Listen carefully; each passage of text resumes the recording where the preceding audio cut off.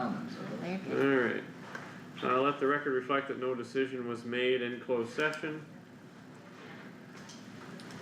And we have no further decision on, We don't need any action Action today, today, Tim or right. Jason, do we? No, okay, Okay, thanks for being with us. we'll prepare the proceedings as discussed in closed session and I'll provide them to you, Kyle. okay, yep, that sounds good, well, Could if you, you can could you copy copy, Tammy on that. or Or send it to her. everybody. could you just copy the board on that, please? Or, and the auditor? If someone would send me just, I need everyone's email Okay. addresses for who needs it, and I'll be happy to send it to Is whoever. that Tim? That's Okay. Tim, yeah, that's Tim. I will send it Yep. to him. Tammy, Maybe Tammy include will send Corey's you an email on email that too, with please. everybody's addresses, so that'll work. Yeah, that'd be great. Alright, thanks Tim, Jason. Alright, thanks everyone. Yep, have a good day. You too.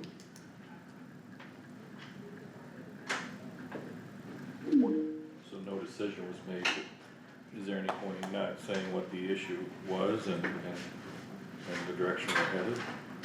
I don't, Probably could go either way.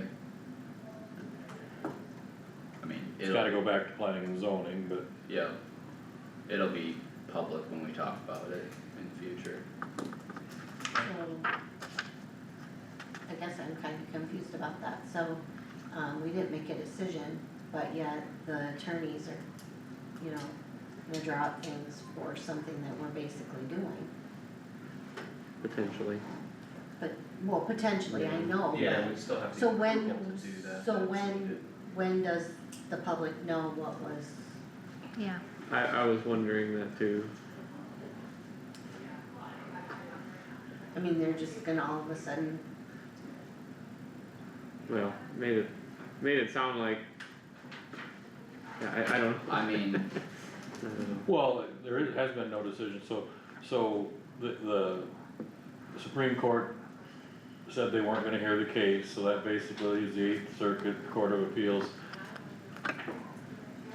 in effect, decision in effect, and we have the choice to either not enforce our ordinance or to repeal the ordinance. And so we're gonna send it back to planning and zoning to see which way they think we should go, is that correct? Essentially, yeah. yeah, that's, so that's planning and our zoning options. makes the decision? Well, they'll have to have it, I'll have to take it first. And then we'll act on their recommendation. And are we bound by them like we are Board of Adjustment? No, cause their decision is a recommendation to the board Alright, for changes in our zoning ordinance. okay. Yep. That's not a permit or anything. Okay, is Corey coming this morning? Or call her. Or you wanna call her? I'll give him a call quick.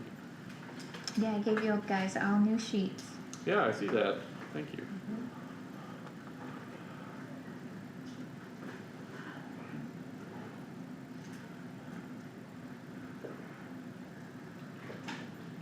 Hey Corey, are you coming into the boardroom this morning?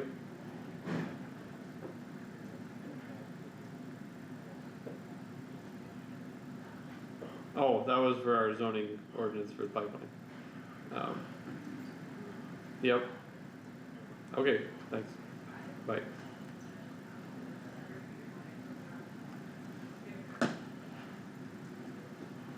What did he say?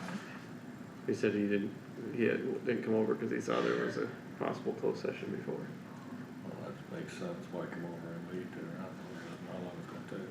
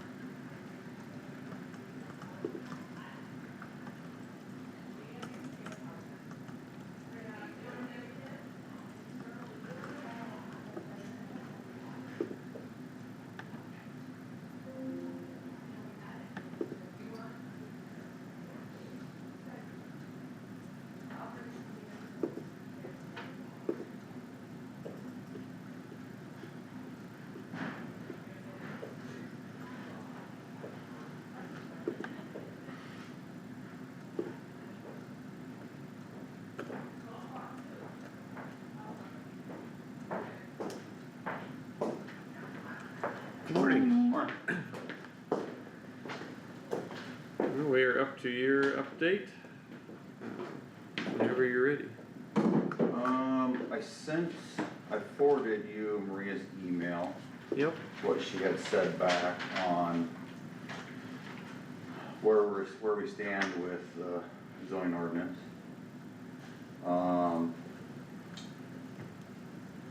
She refers to the board in that first paragraph before the second where it says commission. So is that you guys or is that commission?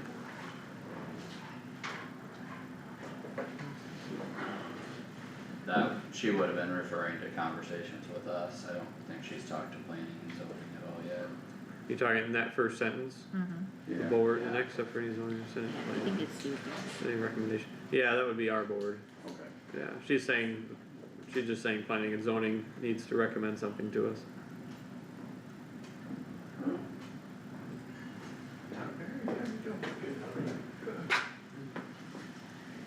Okay.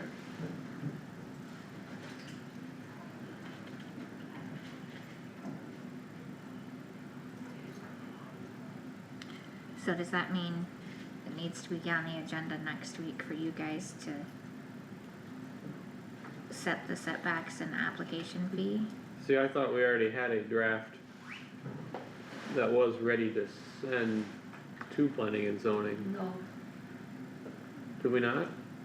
no, because when we had conversations with the attorney, she said we needed to be able to back up why we wanted those setbacks. Mm-hmm. And I said it was a discussion I really wanted to have because the landowners in my district wanting this says that's Yeah. too much. Yeah, no, I know, and I agree with that. That was before we determined we need to send it to planning and zoning first. Well, planning and zoning had to allow us to do the moratorium. Correct, but they also have to recommend the ordinance back to us. Right, but they need all the information before they can send it back to you, correct? So the numbers that we plugged in there for now was not sufficient for them to bring a draft back to us, was my point. I don't think those numbers were set in stone. Who decides the numbers, planning and zoning or us? Planning and zoning decides the numbers, they recommend the numbers to us, we can change the numbers if we so choose. That's not what the email says. I think Not we the way can, we I want think it. we can have as much of a final draft as we want, like if we have a hard number now, we could, but I don't think we have to. Well, it says there was not a board consensus on application fee amount, categories of setbacks or setback distances, so this draft would still need deliberation and direction from the board. So to me, that means you guys have to determine that. Okay, that's not how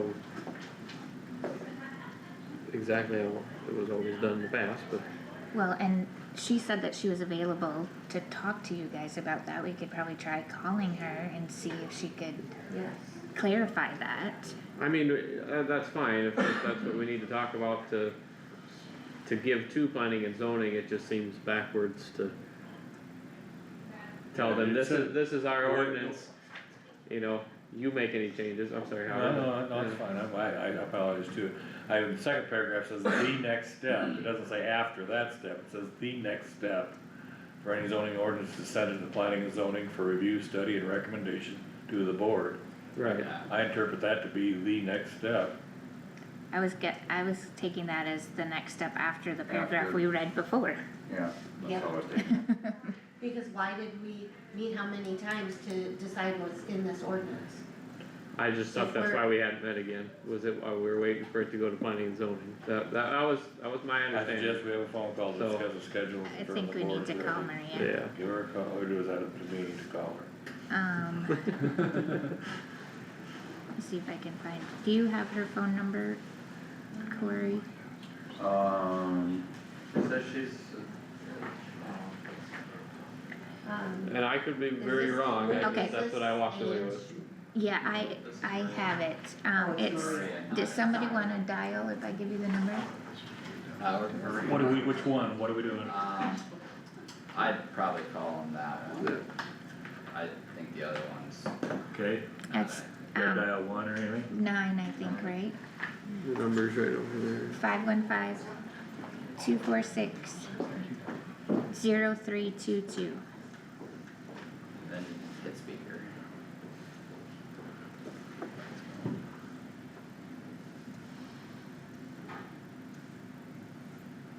Hang this up. I think you can. I'm not the phone system expert. Josh might be It's ringing. on there. I bet you have to hang it up. Yeah. Hello, Maria Breno is unavailable. Please leave a message. Pull it off To dial another Yeah. extension, and then stick it back in. Just hang up. She didn't answer. We're not gonna leave a message? Yeah, I was gonna say, or talk to secretary, see if she's available. Cause Oh. she could call us when she's available. That's true. Yeah, dial the one, did we? 9, Yeah, I did that, 515-246. 246-0322. This is Maria. Yes, Yeah. What number do you wanna give her to call back at auditor's office? yeah, and they can get ahold of us. Transfer. I'll go quick let them know that if she would call back to let us know right away. Hi Maria, I got her, Tammy. This is Howard Hawes from the Kossuth County Boardroom. Do you have time to speak with us for a little bit?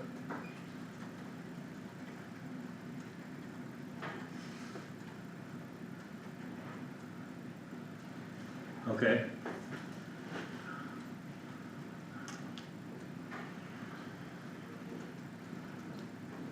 Okay. Okay. Still hear us? yes. She said she's not prepared, basically, but we can talk through it. Well, I we think just had she a can simple answer question. this question, yeah. Oh, sure. Yeah, good morning, Maria. We just had a question of what the immediate next step was in our solar ordinance process. Does the board, talking about the Board of Supervisors, need to decide all of our specifics before sending a draft to planning and zoning, or does planning and zoning send us a draft and then the board makes final changes as desired? I've seen it both ways, so there's no right or wrong answer, but I think at this point, if the majority of the board consensus is we have, generally speaking, the terms that we'd like to see in ordinance, or at least the things we want to see addressed in ordinance, and our directive to planning and zoning is, please provide us your recommendations on this, and you're open to, you know, their input and research. I think now would be the time to then, yes, forward on the draft to Planning and Zoning Commission. They will set a public hearing, but before they do that, they can have a work session or two, as many as the chair thinks is appropriate, to really dig in on any particular items you all would like their guidance on. I think one thing might be setbacks, if I'm recalling correctly. I think that was one thing that nobody was quite settled on quite yet, but maybe it would be helpful to have further study from your commission. Okay, I think, does that answer the question for the board? So what are you gonna do to move forward? So we need to either I- decide to send the ordinance, the draft, to planning and zoning, have them look at it, make recommendations to us, or we could set up a work session with the planning and zoning and the board of supervisors, discuss it, do some research, then they go take it back to their board, make their recommendations to us. If you're looking for a cleaner and a better timeline, I think it'd be better to go ahead, schedule a session with the planning and zoning commission. We can be present there and have the discussion with them if we want, and go through the setbacks, see what research has come up with, and move forward, cause then they can recommend something right back to us, we can make final changes, boom, pass the ordinance and we're done. That's what I think would be the cleanest way to do it. So you're saying have planning and zoning set up a meeting and then have a few board members there to help discuss? Everybody who wants to be. And it's a public. And any meeting, so public people that wanna be there and have Yep. input too. Yep. Right, because my issue all along has been that setback, because it's gonna prohibit my people from doing anything. And if they come back and say, oh, they think these are fine. That's why we're all gonna well, research, Then we're yeah. not, then we're still not deciding anything. Well, the final decision would be It is here still our with the board. board of supervisors. But I do think it, from a structure perspective, I do think it'd be better to send the draft to them as we have it, because unless we're kind of adding or changing the structure, as Maria just kinda said, we've got the bones of it, so, I mean, the numbers and the metrics within that, that's where your actual study and deliberation's gonna be, so see what they come up with for a recommendation, bring it back to us would be my opinion. We got till the end of March. That's why this will We don't have Get- to be in a market. get a meeting scheduled for planning and zoning, we'll all have that discussion Yeah. and We got till the end of March for it to be final, Yeah. that's why is I'm what my point is. suggesting this route. Let's send it to planning and zoning and keep things moving. That good, Corey? Yep. Okay, and When's the quickest possible time for that meeting? Depends on their availability, I know. Yeah, it would. I'd have to get a hold of, Brian, Tool, yeah. why don't you try and get a hold of Brian today and see what his availability is and, You still need Maria? oh yeah, Maria, sorry, we could probably let you go, appreciate your answer and we'll be in touch. I think we're gonna send it to planning and zoning next. That sounds like a great plan. Let me know how I can support you. Okay, thanks Maria. Thanks, Maria. Thank you. Take care. Yeah, why don't you try and get a hold of Brian today and see what works and we'll I'll go get from there. something set up and I'll put everybody on it. Sounds Do good. we want or need a motion to send it to planning and zoning as part of the draft? Just a I don't discussion on think we the can. agenda, I mean, I think he knows his direction. Okay. Yeah. but- Anything else for, Yeah, I would say encourage them that we don't wanna wait 2 weeks to do it if we, cause time's gonna run out. well, they'll have to have notice requirement for the Yeah, meeting, but Yeah. minimum, yeah, Paper. yeah. So, Well, they could have a work session and then. anytime, yeah, Anytime, and then an actual public hearing would take public notice, Won't tell them the business. so, yeah. Okay, Okay. thanks.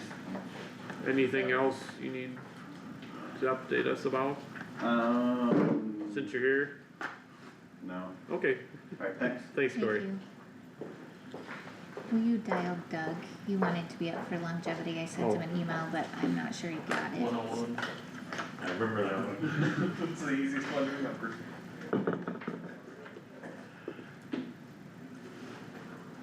Hi Doug, it's Howard in the boardroom.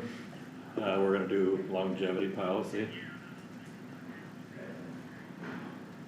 Okay. So we just got some email. He said, look, I don't know. From Okay. Tammy. Oh. Yep.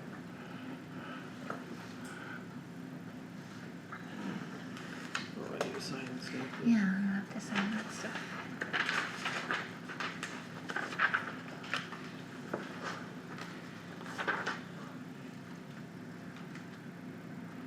February 3rd. Okay.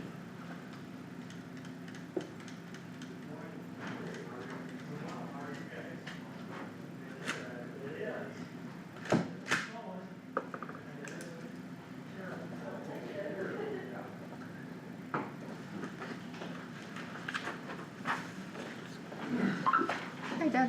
Good morning, everyone. Good morning. So you guys all should have a copy of the longevity packet in your, folders, longevity policy, sorry, in your folders. We have spent a lot of time on this policy. We took, no other county actually had a policy. A lot of them just had, what? Where would I find it? In today's packet. It's scanned in today's packet. Oh, that's right, it was in the main. Yeah. I was looking for it. sorry. Yep, I couldn't remember where I found it. Nobody had a policy, a lot of them just had wording from their handbook or their union contracts. So, the department heads have been working and, going through it and correcting things, adding things, to make it as clear as possible with the direction you guys have already agreed to. We just wanted to make sure we could answer any questions that have been already, asked, so I guess we're just asking, for you guys to look at it, and you guys have already approved it, you just wanted a policy in place, also, so this is what we have come up with. Okay.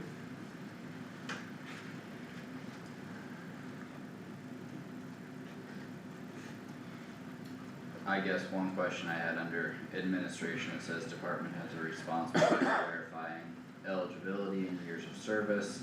Payroll is responsible for calculating the increments. Is that also going to be verified by payroll, and what if there's a disagreement? Well, I'm a little confused on what you're asking, so, Like, if a department head says someone gets X number of years of longevity and they were eligible, but we don't have payroll doesn't agree and says, oh, no, they should only get this based on well, policy. they'll go by the policy. I mean, that's what payroll will do, is go by the policy, and so should the department heads, that, right? Right, and the verifying would be through the Yeah, payroll right, process. yeah. If the department head has a question, I would assume the way they verify is by contacting the auditor's office. Right, Or HR. I guess that's the way I read it. yeah, me but- too.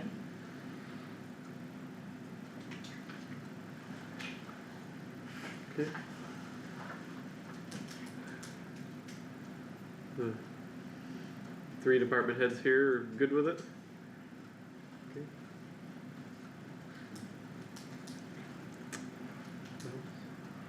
Do we need a motion to approve the policy? Yes, Well, you just said we'd already done that.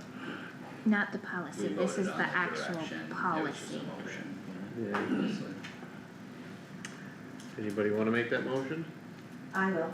Okay, motion by Garmin to approve the longevity policy. Need a second? I'll second. Second by Wactor. Any discussion? Seeing none, all in favor of approving the policy, please say aye. Any opposed? Motion carried. Thank you, everybody. Thank you. 15-minute break? So it turns 9, so we go over. Yeah, we'll take a 15-minute break. Perfect, we scheduled that, good. Yes, you did. It doesn't always turn out like that. No, it doesn't. Usually it's It's impossible. an I hour know. behind. It is. I think so, just 2 things to sign. Yeah, not very much today. Yeah, do you? Well, I signed things, Okay. but Okay, just the 2 things for the. just the two things for the rest of you. Yeah, I always sign too. Yeah. And you did sign both of them. I did, yeah. It's always Thank important. you. Okay.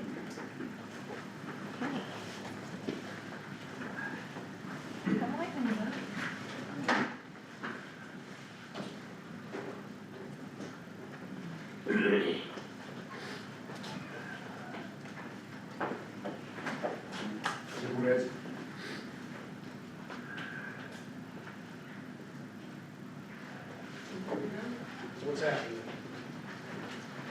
How are you and your kiddos? We're good. Good. Growing like weeds. Yeah.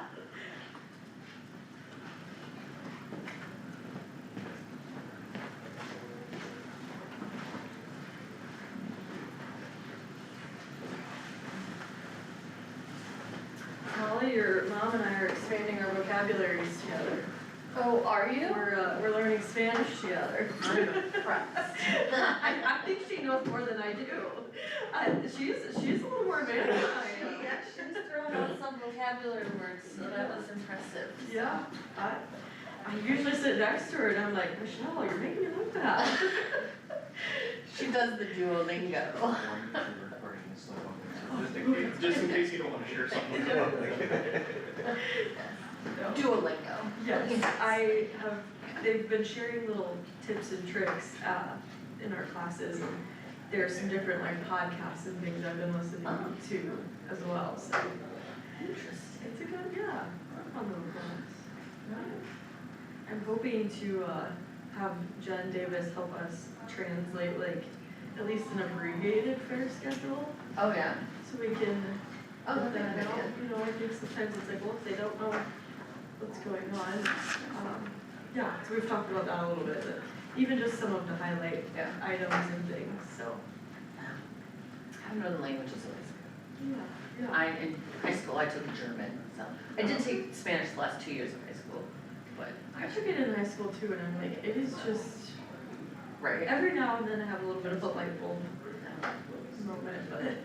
I would take if I'll have to look at the college, if they had continuing education, Yeah, German class, I think I would take that'd be it. very cool. Yeah. Don't know where I'd ever use it. You'd have to start traveling abroad. Yes, I know the names, Be a good I know the excuse. translations of a lot of Iowa towns, that's what I.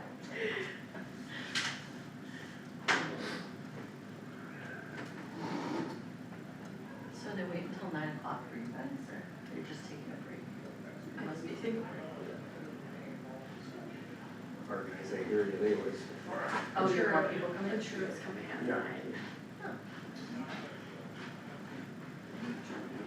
He said he was here last week too.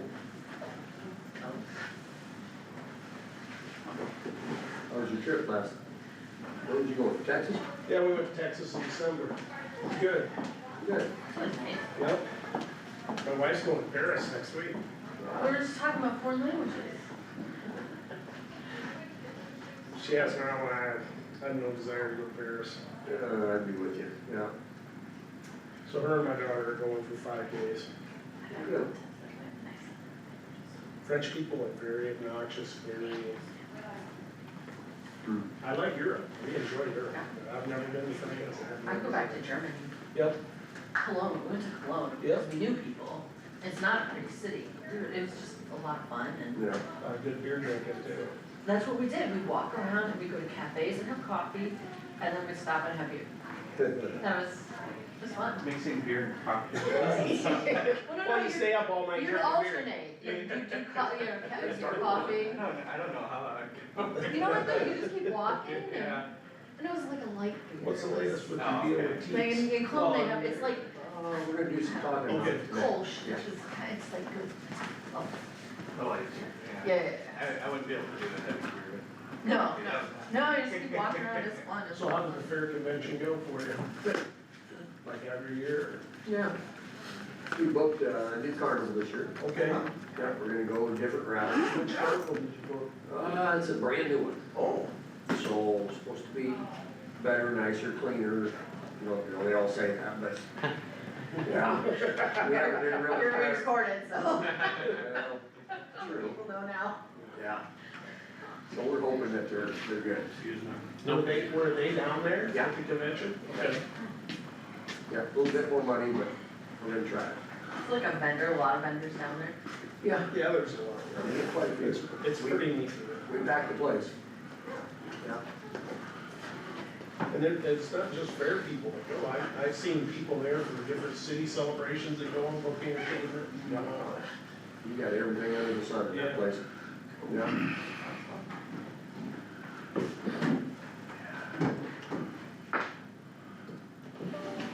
How's Barry? Good, how are you? Good. Where in Texas did you go? Laredo, very south bit. My daughter lived there, we moved her back to the Quad Cities.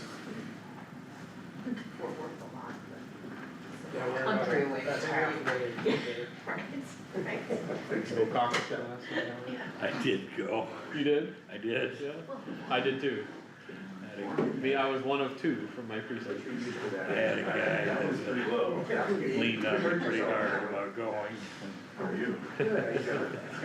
Okay. No, I was not impressed No. with recording. that impressive process. If we'd have put everybody that was there in the senior citizen center, which is about 30 people together, and had a discussion, I might have thought more of it. You each had your own table and talk. Yeah. We kind of, we were separate tables, but kind of one discussion. There's only 14 of us total, so. But I think we could have put everybody together, it would have been a more interesting discussion. I don't know how much we needed 3 locations even. Is that all there was 3? Yeah, Algona, was North one in Bancroft or Sway City? I thought there was one in Wesley too. Yeah, that's where I was. Okay, I'm sorry. Yeah.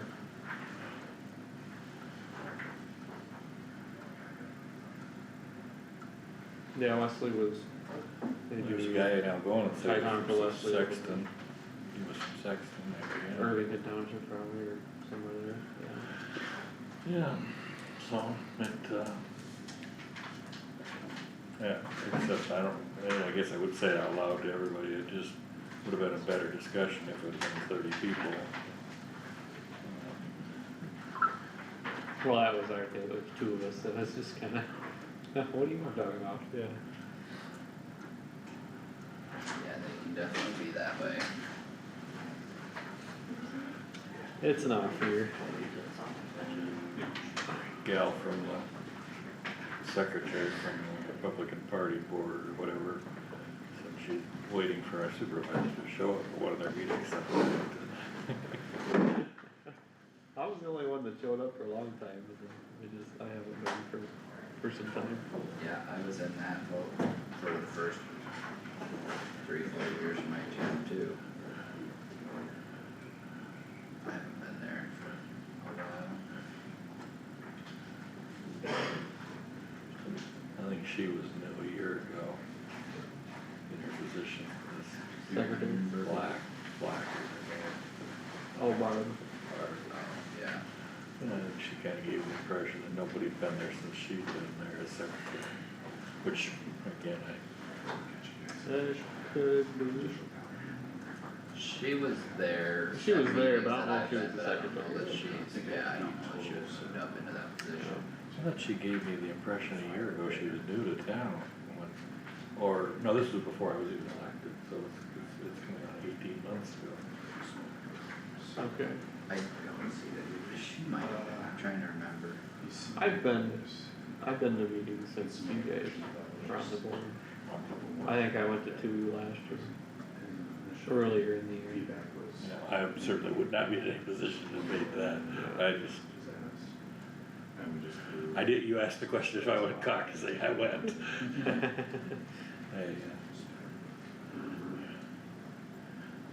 I kinda stopped going to a lot of them when I was on city council, we'd have a meeting on Monday night, and their meeting was on Monday night. Can only go to so many meetings. You could definitely fill up your slot, your calendar, that's what I was looking for, thank you.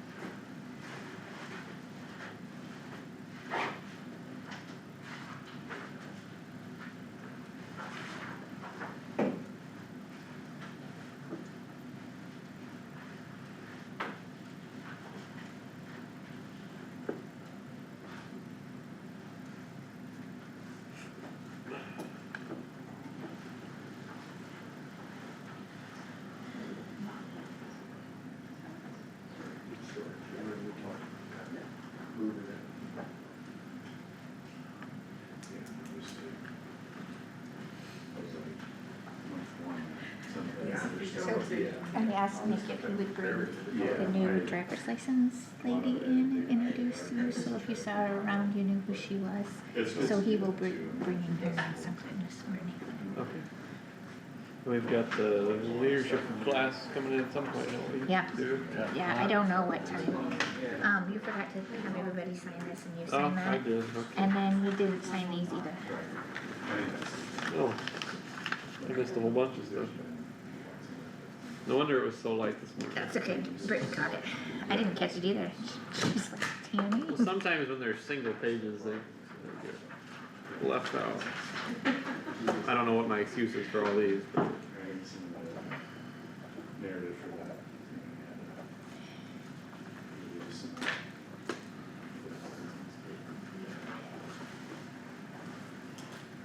I don't need that. Oh, Is that right? I just said it Yeah, there. yeah. I- Okay, that's Sorry. fine. No, that's fine. Good morning.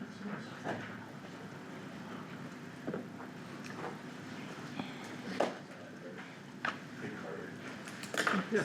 Would you, would it be helpful, we have handouts, and whenever you guys are, I don't know, I didn't see the agenda, so whenever we're up. I think we said 9. You're up in 2 minutes. Do you want us to share on the screen, or would you? If you've got a Yeah. presentation that's. Yeah, live, I mean, we it'd can't- just we be the gotta- same thing, I'll give you a hard copy of, Yeah, but. the, connection's right there, it's the one that comes out of that box. Perfect. Okay.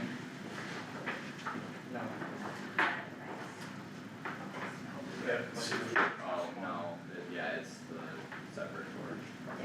And then there's, Yes. that's after if you need it.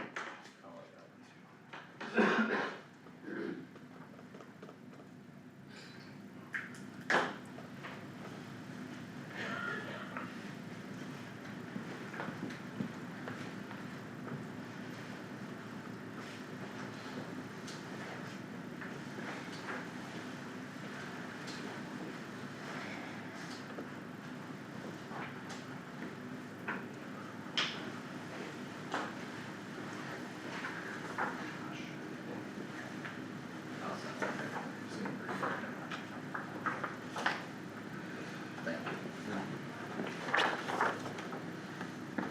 you. Sure. I don't have one. That's okay, that's fine. We can share. Yeah.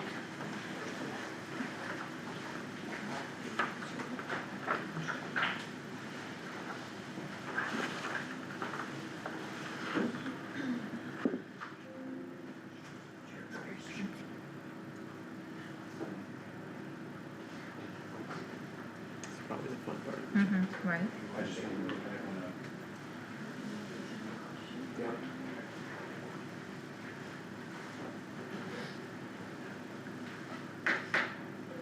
We're waiting for one board member.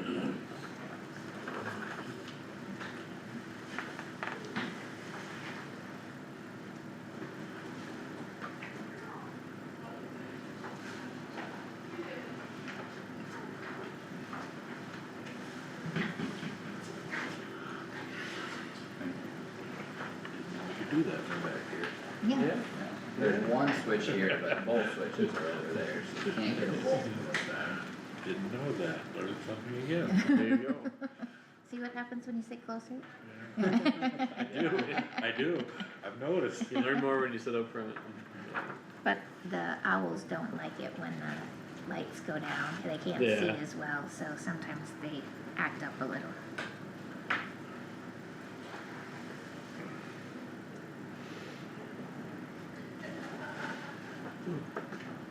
Which is backwards, cause owls are supposed to be good in the dark, right? Right. What's that? We'll go with that.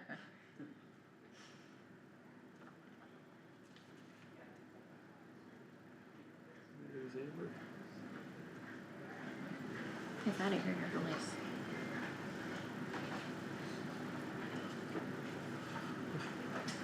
Come on in. Okay. Yeah, come on.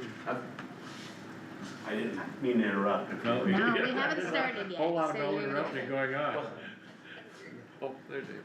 This is Sam Conkle. She came to help us out in our driver's license department, so. Nice to meet Nice you. I saw you out in the hallway, I didn't know you were the new hire. Well, welcome to Kossuth County. Yeah, thank you. Yeah, Good luck. Thanks. yeah, thank you.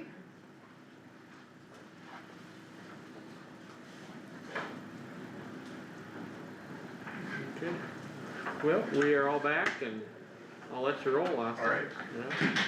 Well, we've got a lot here this morning, so feel free to jump in when we get going through it or have us speed along. I don't know how much time we're on for the agenda, so we wanna be respectful of that, but, my name's Austin Peel. I got to meet with the Tour Architecture, I got to meet a lot of you, last week, was it, 2 weeks ago?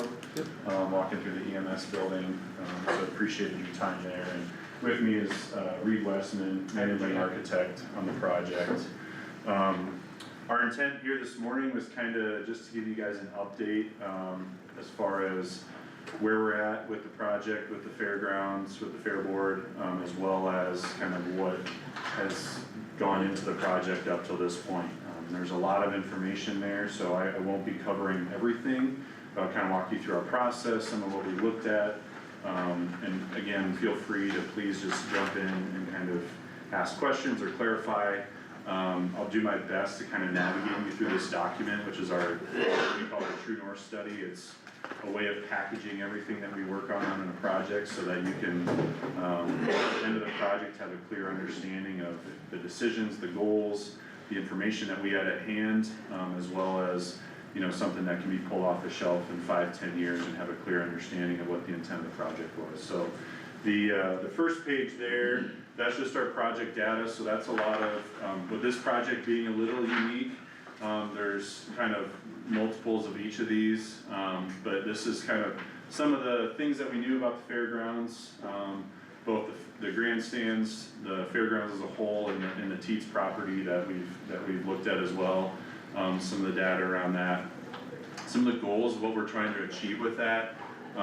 In general, I would touch on, you know, safety was the biggest goal for the grandstands, creating new safe seating options for a pretty popular event that they hold, and along with that, just ADA accessibility, improved facilities, both from a concessions and just from a viewer's standpoint, and then the fairgrounds as a whole, just looking at the buildings as they have for existing buildings and how to best utilize the buildings that they have. Are there ways to both enhance parking as well as modernize some of those buildings and just provide more flexibility and efficiency for them.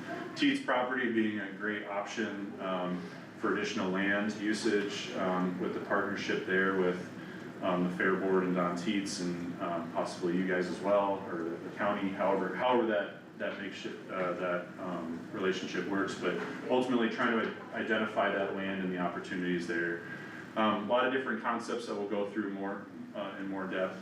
The other thing is just some of the resources there on the bottom, you know, QR codes that you guys can scan that have specific information from the structural study on the grandstands, surveys, 3D scan of the buildings, and some other stuff that is maybe more applicable to the Fair Board and consultants working on it. So touched a little bit on this, but obviously the 3 different projects that this document covers, you know, the grandstands being in the northwest corner.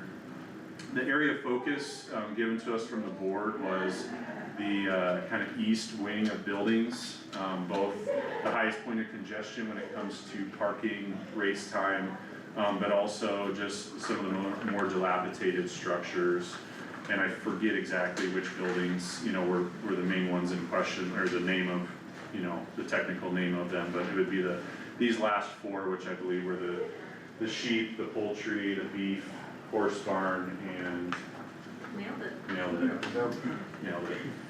One of which identified as a good relocation property as well. So, and then the third just being Teets property. Now there's a lot more land there. I believe the focus was about 25 acres that sat above the floodplain, and so that was kind of the focus for that space. I'll let Reed talk a little bit about, we kind of have, I'll set the stage, there's 2 schemes for the grandstands, and there's a reason for that. And so there's some items that they're parallel, what's going to happen and what, you know, we already looked at, but also some items that are gonna be abandoned, So there was a study done on the grandstand several years ago by another structural engineer, and it was thought that structure could be salvaged, and so we came into that with the hope that we could find a way to maintain particularly the canopy, but also the main structure component. And we worked with Todd Townsend with Townsend Bleacher on scenario to kind of revamp that with taking out the wood bleachers and replacing with aluminum, while maintaining the main structure. So we have moved forward with that scheme, we call this scheme 1. And then part of that was also to completely replace the concessions where they are currently now, below the grandstands. And then as we got into another level of design this last fall, we brought on another structural engineer and also continuing to work with Townsend Bleachers. And as they looked at continued deterioration of the structure, there were some challenges that could not be overcome. And so we kind of pivoted and looked at a complete demo of the structure. And so that's kind of where it sits now, as far as the grandstands portion. Part of that was to move forward with the design of the concessions, and so what we did was we relocated that from where it is now just to the north, outside of the footprint of the grandstands, so that that could get under construction here this spring, and all while you maintain the current concessions and grandstands. So that's scheme 2, and to be decided is capacity of the bleachers for the grandstands. Yeah, something to note on the study, so, you know, we were, the structural engineer, like Reed said, and that was in 2019, so that was pretty long ago. And not knowing how much has changed from then, I mean, it's pretty clear that, you know, there's a lot more deterioration, particularly with the columns and concrete piers that are on that south west corner, which is kind of what that one image shows a little bit, and that's more of an indication of the scan that we did. So if you see right here, this is that southeast corner of the, or excuse me, southwest corner of the grandstands, and just through erosion and washing away, the connection points for all the steel columns are exposed, the footings are exposed, and it was just too challenging to remove what was there and put back a structure that they, you know, would spend a lot of money to fix in order to accommodate the initial goal, which was to keep the canopy, and you'd still be left with a structure that was built in the 1930s and not intended to last, you know, 100 years. So that's kind of where we sit, and I know you guys are, you know, familiar with this, but we kind of looked at some other options for bleacher reps. Particularly, we were a little disappointed that the bleacher rep that was involved, which we've worked with in the past, and Todd does a great job, but I think a lot of the board's decision moving forward was trusting in, and us as well, and trusting in their recommendation that we could utilize it. And I think had we known sooner that this would be a different scenario, that we'd have to maybe abandon that roof structure, we would have maybe approached it a little differently, but that was some of the hang up in the design. We had approval to move forward on design in July, or in the summer, and through this exploratory stuff kind of held things up. So ultimately, we looked at 3 different options as far as seating, the current seating capacity, and that's all relative, how you define a seat. It might be 16 inches, it might be 20 inches, but the current seating capacity I think is right around 2,400. And so we looked at a few different options of 1,500 all the way up to 2,500. And those are, depending on funding and resources, will determine the direction to move forward with that. Now, certainly you can go less or more, but those are the ones that we kind of looked at and proposed, initially coming from a budget standpoint and what's been raised. We did just have the concessions bid out, and so the concessions number, while this isn't the total, there is some of the markup and general conditions that need to be part of that. That has full set of drawings and is completely finished and ready to move forward, apart from any decision on the grandstand. So I think the board's intent and our intent was, this is moving forward, and be exciting to have some of that construction started right away in the spring. I think initially we talked about having it, done through the winter and moved in right away.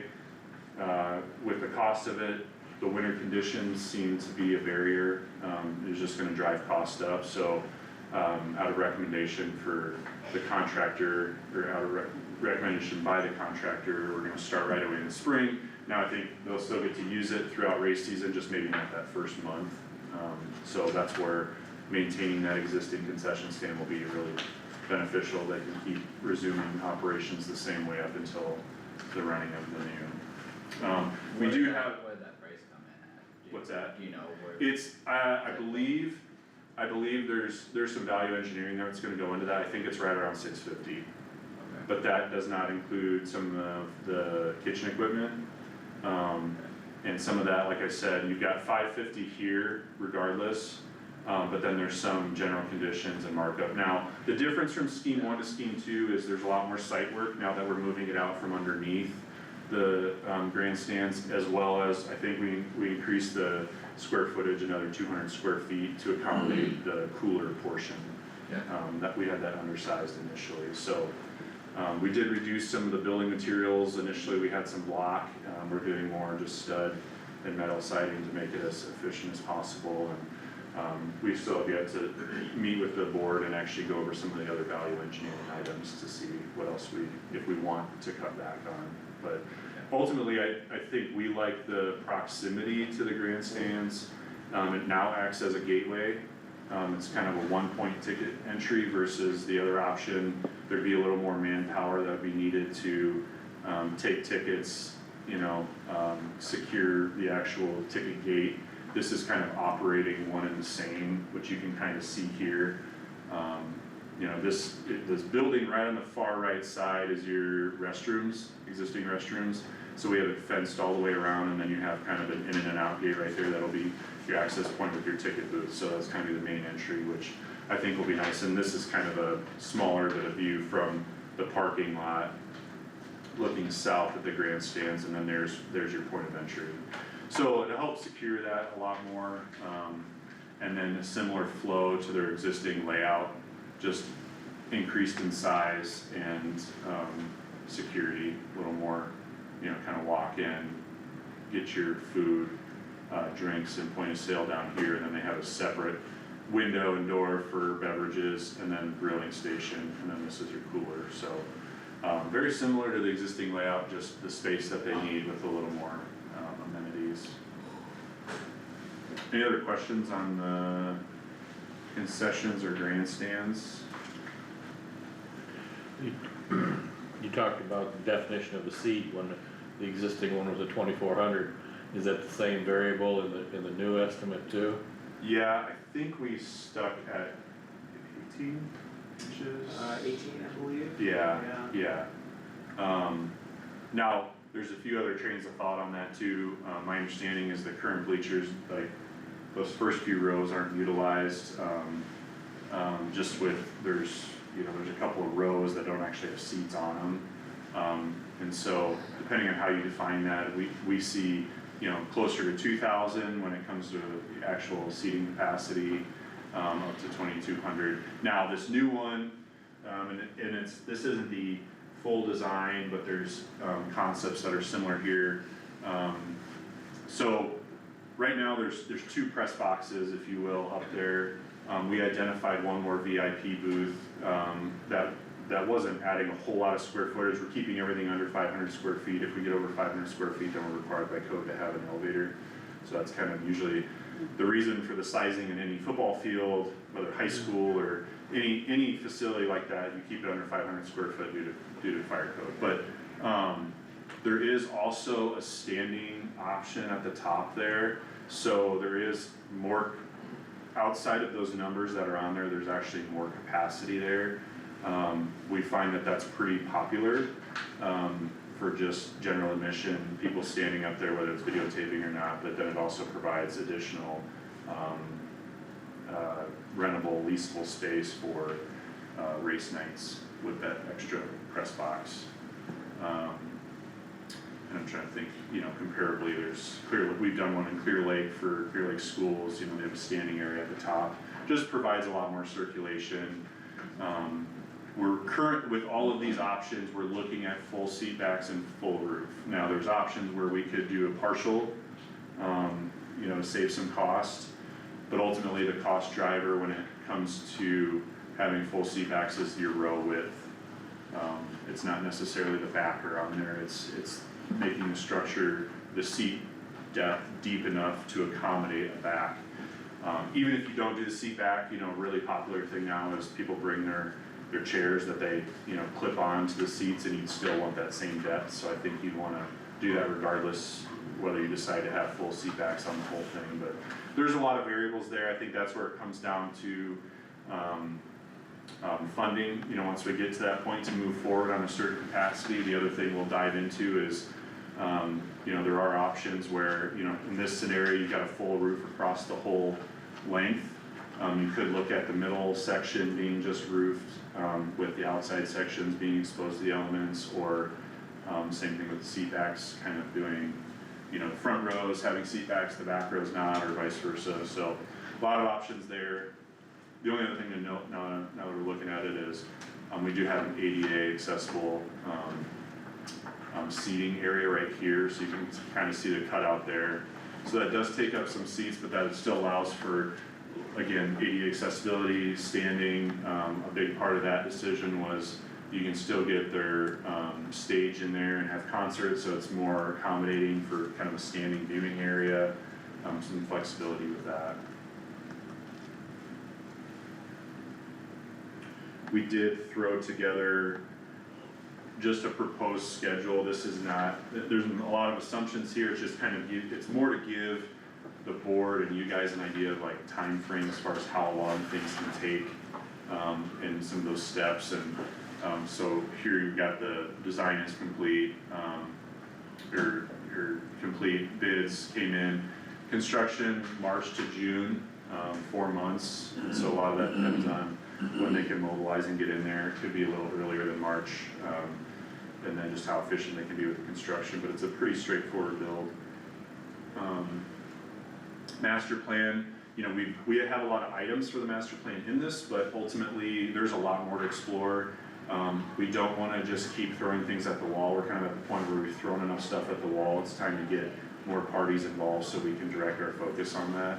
But our intention and our hope would be that there'd be, maybe financially some consensus on, you know, how far they're gonna go with grandstands and seating capacity, and then what we wanna do if there is a plan or agreement, you know, at some point, moving forward with the master plan, more so the Teets property, I know is a big question. So we have, 2 months on that for finalizing. I think we've got a lot of ideas that we can be efficient with moving forward. Grandstand bidding, so that would be finishing the design for the actual grandstands in May, and then construction for that would be September through April. I would imagine a majority of that would be done in 2026. There might be some site work and cleanup stuff, or maybe the actual press box builds in the spring of 27, all done before race season. And I couldn't remember race season ends. Usually about mid-August. Yeah, okay, so it'd be expedited on there too. It'd be August that you'd start instead of September, but, and the idea there, that's part of the efficiency with keeping the grandstands as it is, we'll just demo everything. They'll just bring everything down, that saves on cost, rather than the selective demo that we would have had with the previous version. And then master plan construction, that's the area of a lot of assumptions, but if there were to be any building down on the Teets property, you know, we see from April 27 to December of 27. So I'll jump into this. I'll try to breeze through this a little more. I want to be respectful of your time if you've got other things on the agenda, but also want to be thorough with it too if you guys have more questions. But so this is what we would call our master plan. This is just fairgrounds focused, so we're on page 9 here. And again, this is that east side of the property, looking at some of those dilapidated buildings. You can see the existing floor plan there, outlining some of those. The initial intent was almost similar size to what the current bus barn is, looking at about a 90 by 200, I think, structure, 2 of them. We looked at a few different layouts, that's still to be determined, maybe it's one larger structure, maybe it's just one of these, that all comes down to just, you know, fundraising as well, but showing the options for both of those, and actually, you know, we can be a lot more efficient with circulation and parking in there, now that you don't have as many alleyways and stuff, but the initial intent and goal for the board was to have, you know, this, you guys might be familiar with this is the livestock pavilion at Clay County Fair. Much larger structure, I think that's, I don't remember what it's on there, 210 by 300, pretty large, but a lot of variety in there for what they can house as far as, you know, an arena, pens, poultry, everything could fit in there. Still need to be determined, you know, exactly how it's finished out, but going with a concrete slab, insulation in the attic, but no wall insulation and windows, very simple. You know, we'd be looking at roughly $50 to $80 a square foot for a building like that, so at 100 by 200, you're around 1.5 million, and just, you know, again, there's a lot of assumptions in that too, depending on exactly how many doors and what they need it for, but certainly can drive the cost down, you know, on the lower end, but that's just, you know, a comparable structure that we looked at, and again, relocating this horse barn right here, I believe, that's the horse barn, all the way to this southeast or southwest corner of the track for additional storage. And I'll move into the Teets property. So there's 3 different approaches here. The first one was, what is the biggest bang for the buck from a time frame and capital investment from the board, or from the fair board? And the initial approach was a campground, and our thought there was relatively lower cost in comparison to building a new structure for infrastructure. It could provide, you know, pretty quick revenue and additional parking, and having these camping sites, and then minimal maintenance as far as programming and everything else for the fair board. So that was the first option. Second one was more of a visionary option, talking about, you know, bringing more of a rodeo style. So if you've been down to the Dayton Rodeo, we kind of used that as a case study, but with the hill on the north side, we looked at integrated terraces and seating in that. That's a similar concept at the Dayton Rodeo. The actual rodeo arena itself was very wide open. We just used a larger footprint there, not knowing, you know, there's a lot more questions and programming that goes into figuring out how many pens and runs and everything else you're gonna have in there, but and then as well as still capitalizing on some camper parking, that's option 2.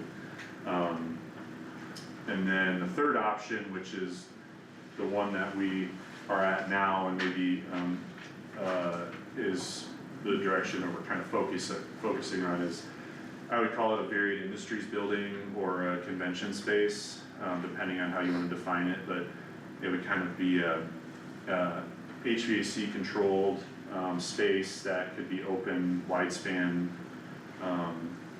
structure, bring tractors in, or bring arena, you know, events from an arena standpoint, or concert, whatever it is. They're just kind of a wide open space. Size still to be determined, but we kind of looked at a few different proximities on the site there. So those are the 3 options, I would say.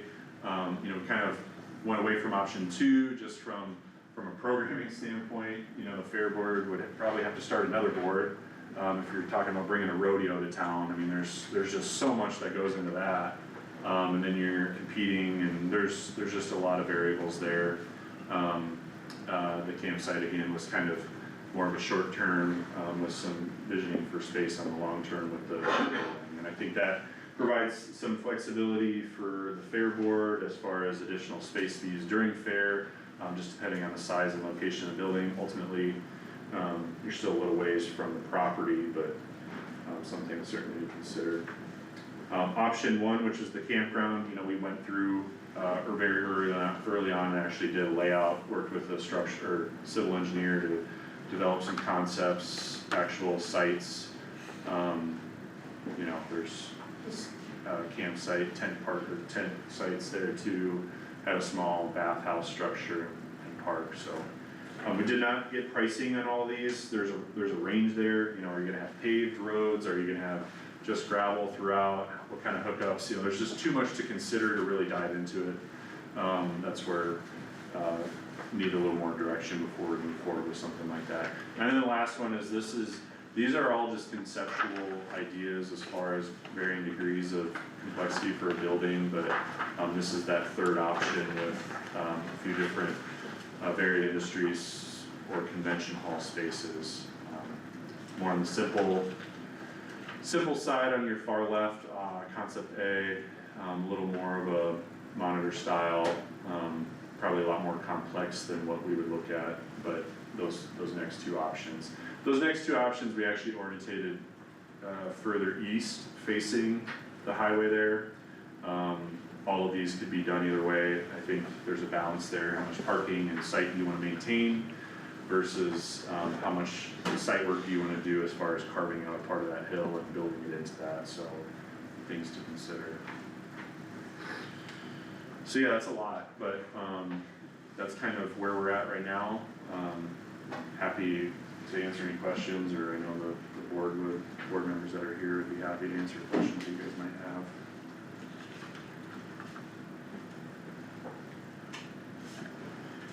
Where are you guys at fundraising wise?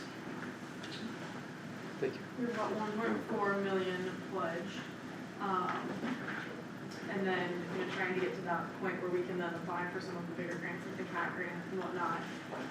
We've held off yet with the thought of combining all of these phases, to the CAT grant.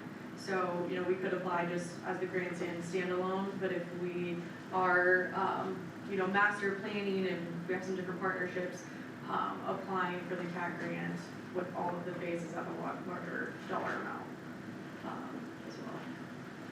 Need to have 65% before we can go for the CAT grant. So you'd be looking at 65% of big master plan?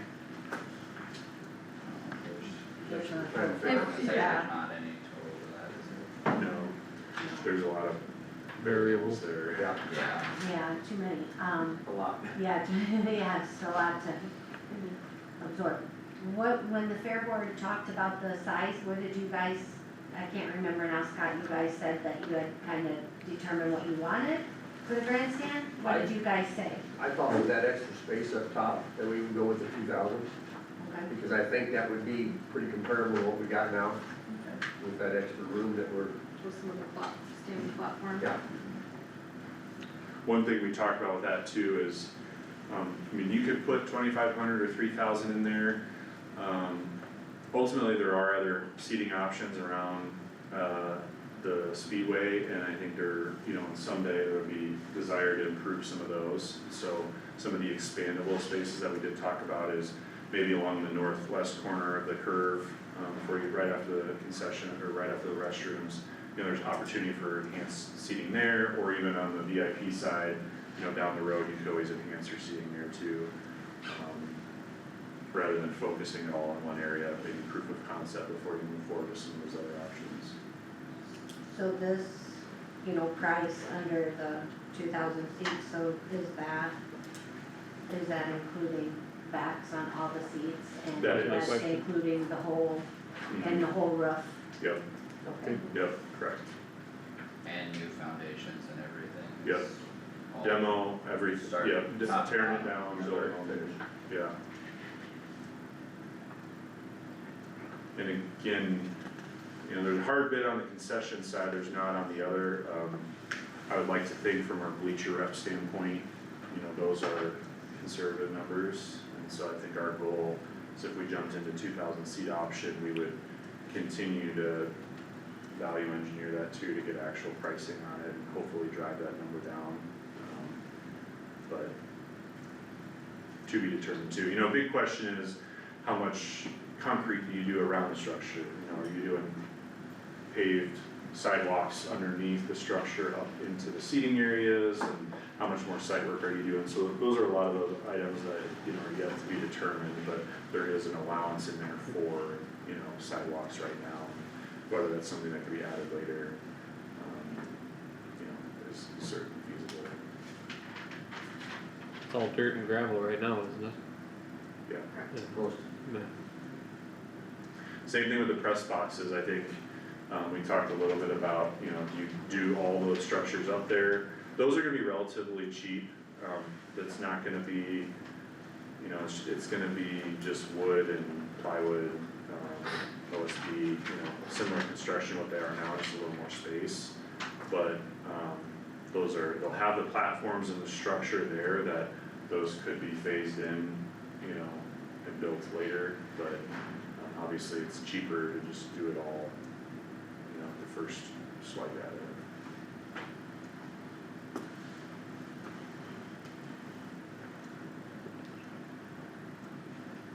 Has the city of Algona, contributed or said Yep. their amount? Yes,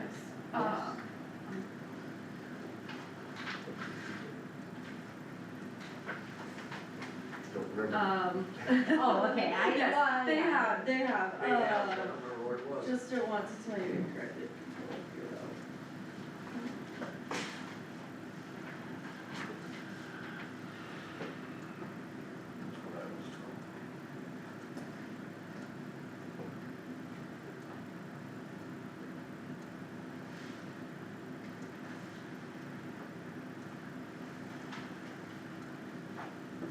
$100,000 for the Okay. city, from the city.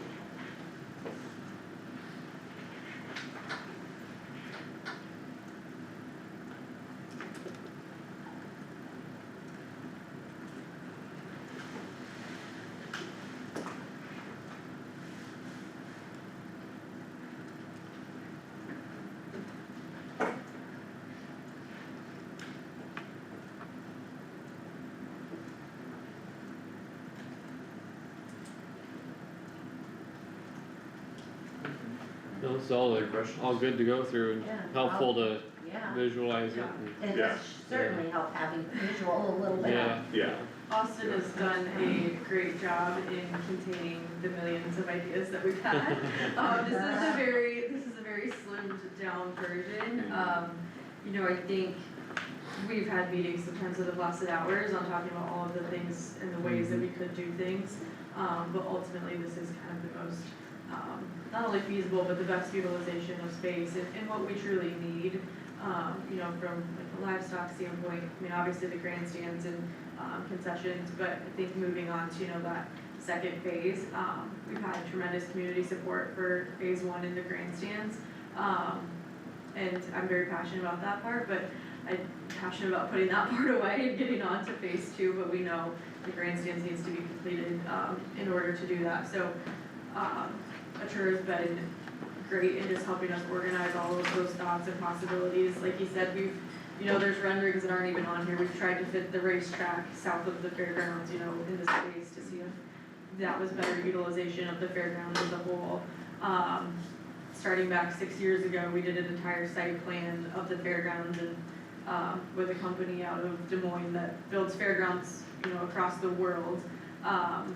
So we've tried to kind of visualize every different option, but I think ultimately it comes down to what makes the most sense and feasible, you know, as well. And what's the kids gonna utilize out of it? I think, you know, we want to offer a space that can be used year round. There's not anything like that right now. You have to travel a distance, and there's quite a few, I'll call them Kossuth County sponsored shows, whether that's the Kent Haberger Memorial or different cattle or sheep, hog shows that have left Kossuth County just because we don't have a year-round facility. You know, when it's cold, we don't have a wash rack or even a semi-insulated building to host those things. You know, even just in recent years, we've had people ask about buildings, you know, for equipment auctions. Something that, you know, equipment could be under one roof because maybe there's something more, you know, some finished tractors and things like that that they don't want sitting out in a auction lot. But I think just having that space that can be utilized for really anything and everything, that, you know, the pens can be taken down, it can be, an event venue, it can be, you know, an indoor concert, just, the opportunities are kind of endless with hopefully what we want to do with phase 2 and phase 3 as well.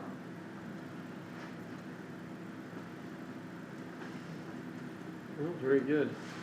We will discuss our involvement in the coming hours. Yep. Yeah, appreciate your guys' time. Yeah. Thank you.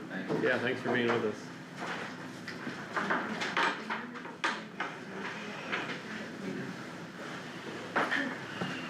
Is there, I see that fair's also down below, do you need us for any, I think it's down below in the budget portion, do you need us for anything or have any questions?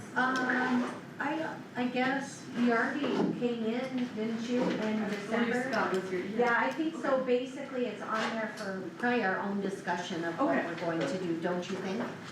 Yeah. I would assume. Okay. So,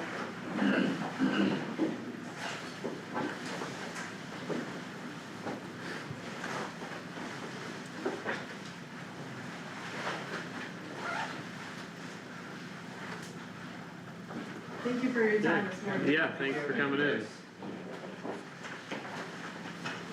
You know what time is it here, 9:38?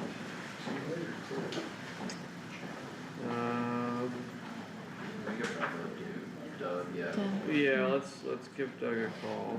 I'll be right back. probably won't have time for budget workshops right now. No.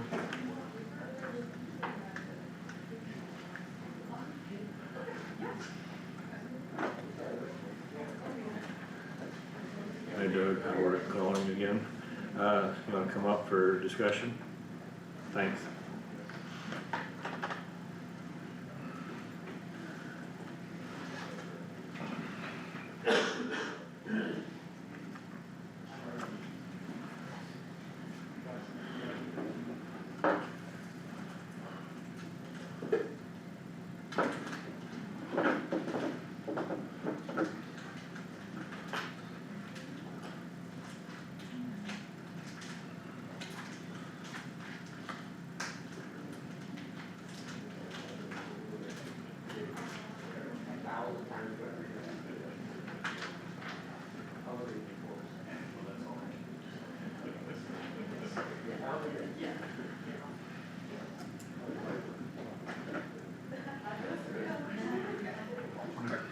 Do you have the info to put on the,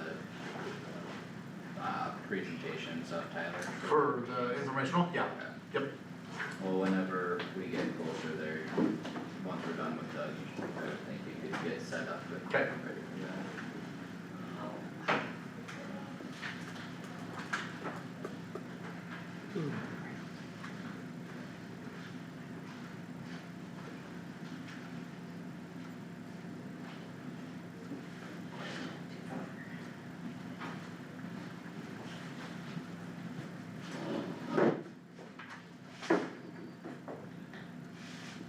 Business still standing? well, I'm having some work done over there today, and I was hoping they were there, cause I had to leave my office open right away this morning. I don't see them over there. I'd like to have to do that, I was hoping they would. Yeah.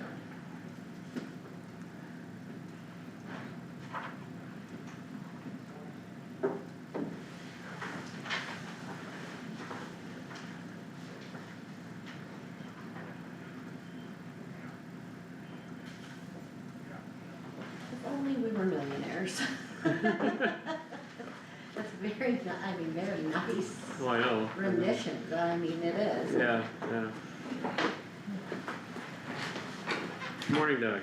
Good morning. Good morning. Anything for right away today? There are no requests for construction of the road Okay. right away. Discussion then?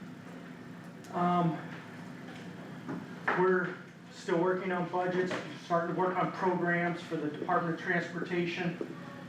We got plans pretty much ready for the Michelson Marsh Bridge, and there's a culvert north of Lone Rock that needs to be replaced.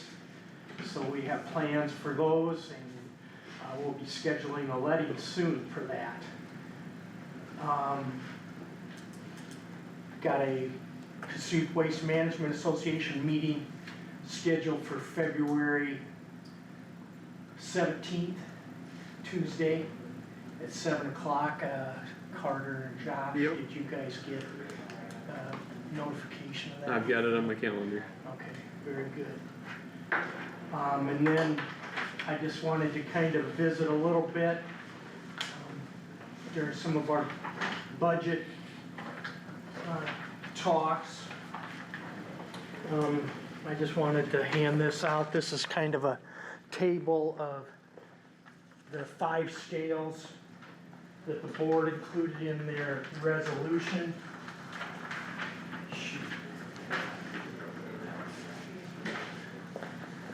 I'll get another one to Tammy. Here you go, Josh. The resolution that is dated June 24, 2025, and where you have your clerks, the different scales for clerks, custodians, clerk, driver's license, victim witness coordinator, and office manager. If you look at that, over a year, you can see that, for example, scale number 1 employee, their salary to begin with is $41,600. After 12 months, their salary is $50,542.47. That's an $8,942.47 increase over a year, or 21.5% of the salary. And I've tried to do that with the rest of those steps, showing that there are increases over a year of 15%, 21%, 21%, and 18%. When you get to secondary road operators, over a 2-year period, they receive approximately 6.75%, $1.74 per hour. So there's a table kind of showing the very same thing of secondary road operators. And also when you get to the employees in the engineer's office, we've talked about this table. You can see that over a 10-year period, the employees in the engineer's office are receiving around 20%. So I just bring this up because I feel that the road department and the employees on the road department, I'm gonna have to get another one, Josh. Here, you can have mine. I'll get them to you, Tim. Are not being treated fair, and especially this year, you aren't even allowing the employees in the engineer's office any kind of a step. So I would ask you to reconsider that.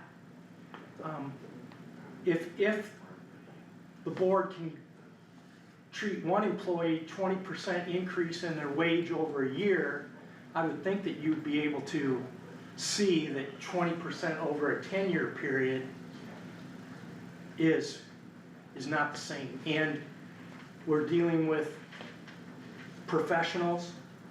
Their starting wage is a little bit different, starting salary, but it's extremely unfair.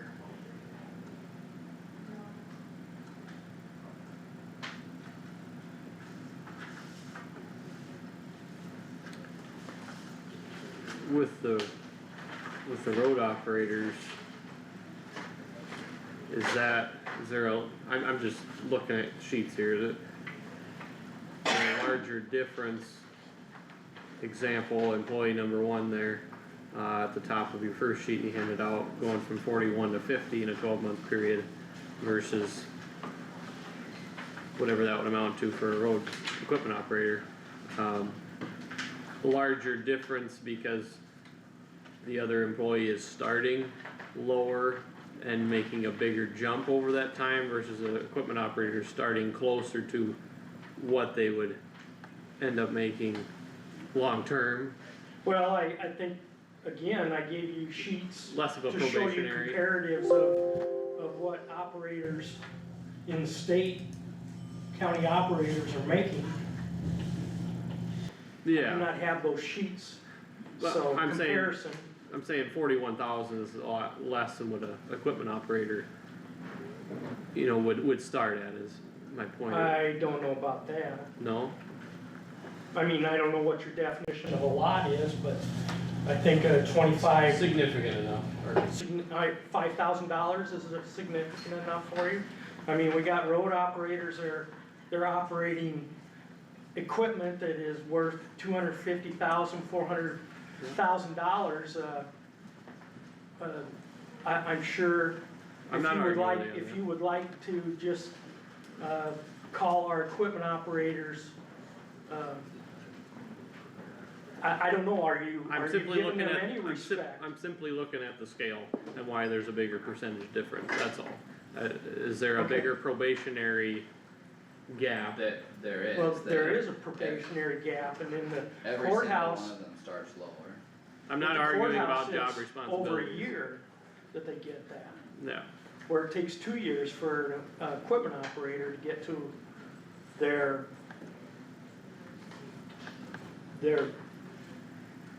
point.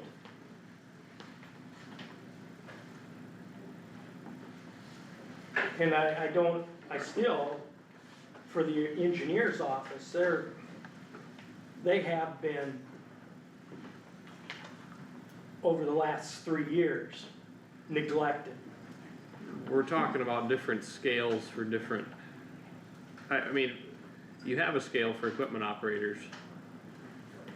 Going from probationary to 1, 2, 3, right,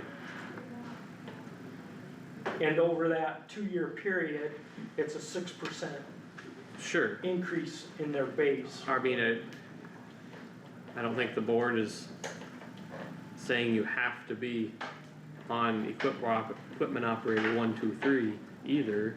That's a scale that the office has had, or the bargaining unit had, or I guess I'm confused on what the, Well, I don't understand We're not. how the comparing board can be apples to consistent by, giving 20% in 1 year to some employees and not even make a step increase to others.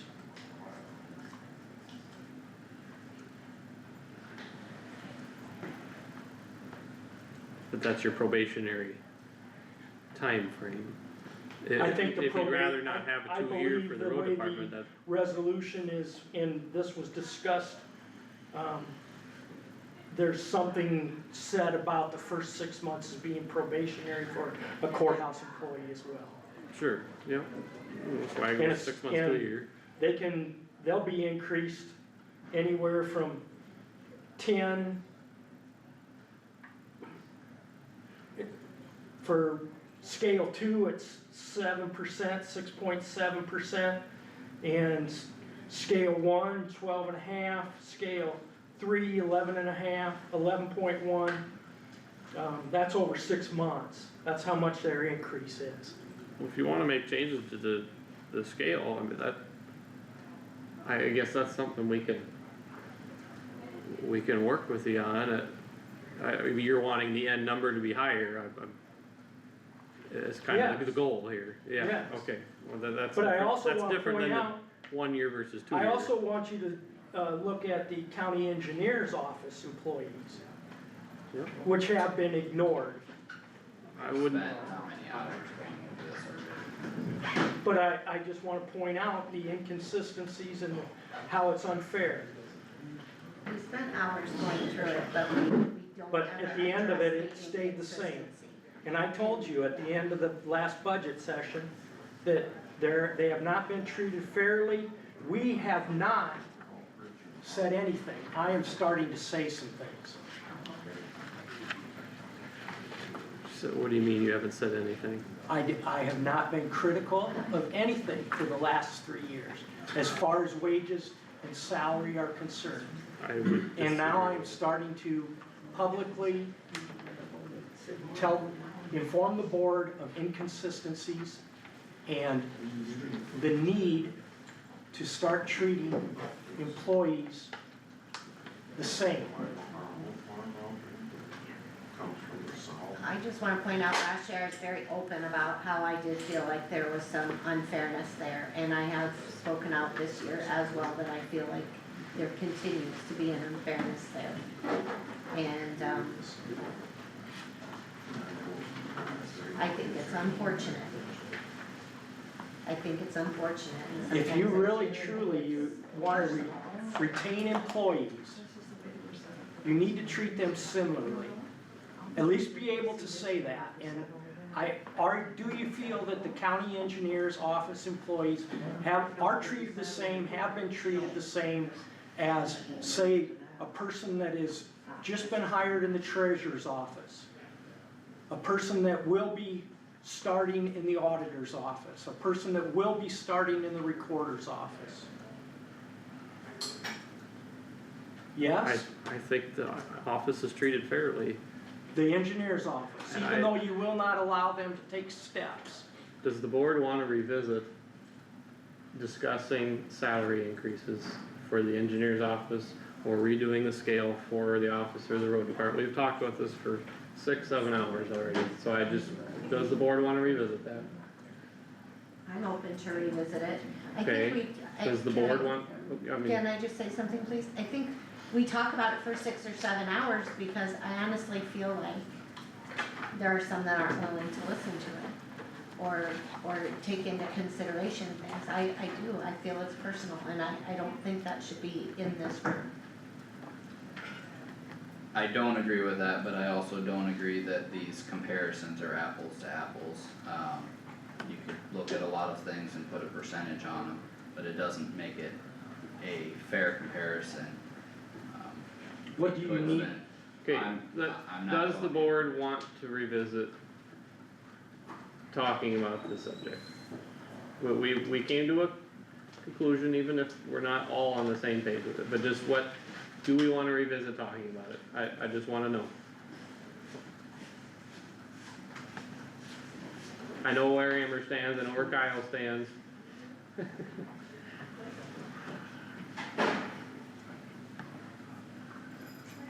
Hi, I was wondering if I could get just that form to fill out, fill it out ahead of time. Looking at the information, I'm not answering your question. Looking at the information Doug gives, not looking at the third page he gave us, but looking at the operators and the road department employees, you're starting at a higher amount and you're ending at the same place. So you are close to the same place. Would you agree with that?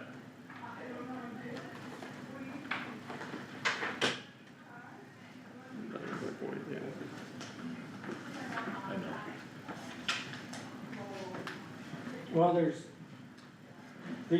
So when I do the math and it's subject to mistakes, you're starting at 53,600 and ending at 57,200.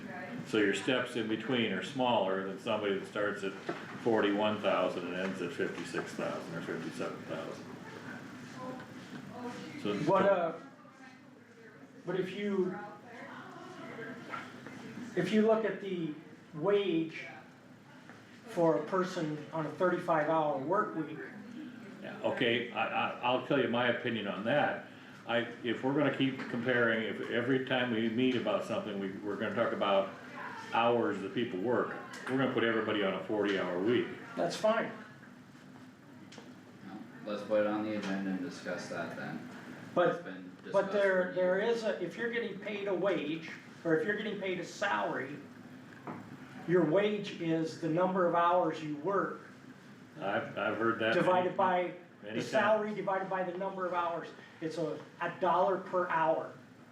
Yeah, So, am I wrong by saying so you're that gonna if feel, you work a so you're gonna 35-hour feel better, excuse me for interrupting you, you're gonna feel better if we dictate that everybody you're comparing to works an actual 40-hour week and nobody's pay Or- changes. or you acknowledge that when you work a 35-hour week, that your hourly rate, if you make the same salary, your hourly rate is gonna be different. I mean, you can Can't argue acknowledge with that that. as well. Can't argue with that. Do you want it on the agenda as a budget workshop? No, as a decision. Okay. And how do you want it worded? I don't think that needs to go on the agenda right now, right when we're right in the midst of all this budget discussion, because that's not gonna solve anything. The issue at hand right now is he is fighting for his office to try and determine wages. To put the courthouse hours on the agenda, just, oh, let's just put it on next week. Okay, have we done any research on it? Have we figured out that that's what we really wanna do? Do we know how that's going to affect our budget? No. We've talked about it for years, so why don't we have a specific conversation about it? Well, it shouldn't be a decision. Well, I would still like, Can be. I would still like consideration of the engineer's office employees, at least being given a step increase. Howard, were you finished with your thought? I'm done, Why is this thing not wanting to hook up to my? Lindsay, I can't get this. From I don't Teams meeting, that people wanted to join. Okay. Is there any status update on the cameras being installed along Highway 9 yet? I talked with our IT department last week, and they were still working on getting some configurations going. Okay. Carter, was your Well- question answered? I don't think it was, but, Mine wasn't either.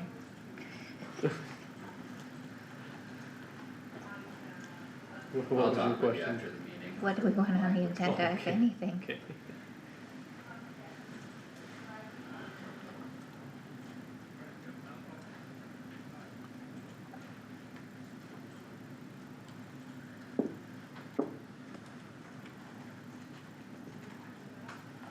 So this is a proposed step program, or this? That's based on that's fiscal 26 Yep. figures.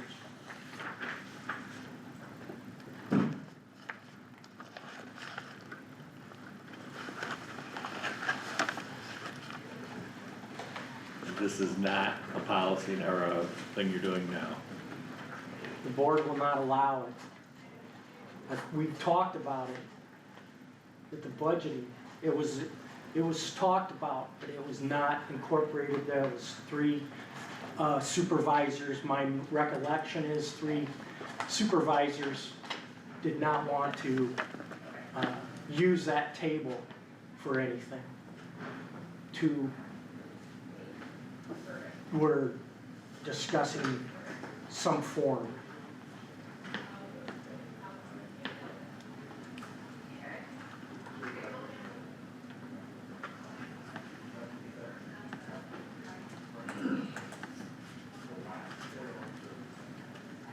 Well, I will continue to point things out, I guess.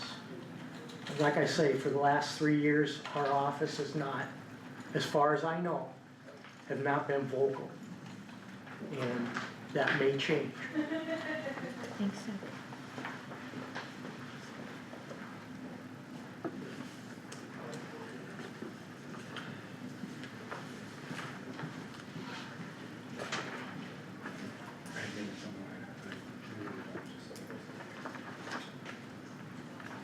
Tyler, do you have anything for the Nancy? I do, yes, as I'm getting set up here, I'm having a little bit of technical difficulties, but while that is loading, I do have these here regarding the saturated buffer project through the state.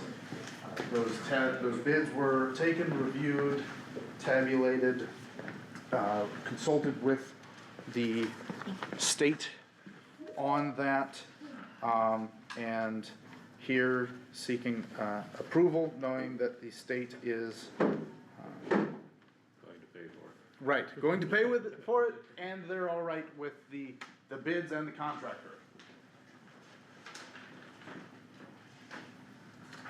this, again, through their program of using county staff, more or less as the bookkeeping administrative staff on these, has helped to streamline and, get more, with the limited, availability that the state has in these matters. So that's, the bids were taken, January 20th.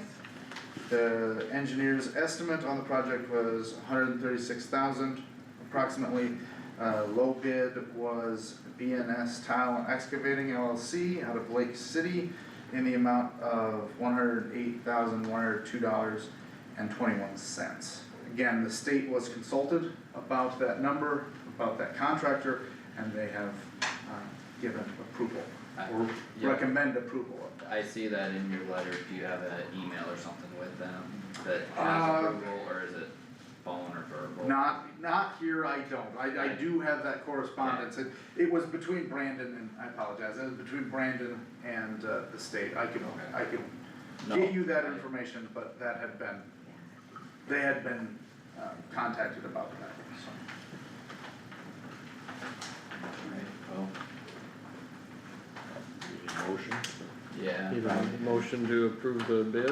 I'll make a motion to approve the bid for the Mansky saturated buffer site. Okay, Second.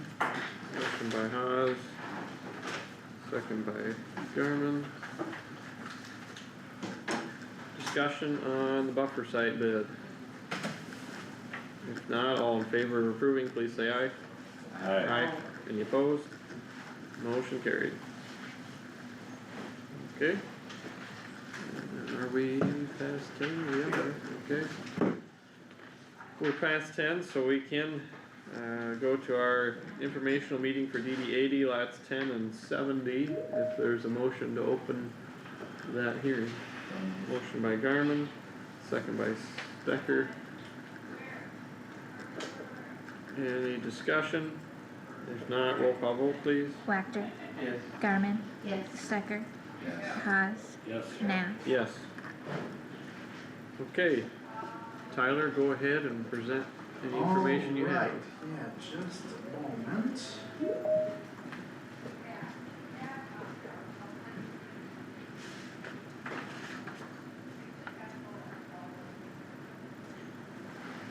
Display up here, should be up. And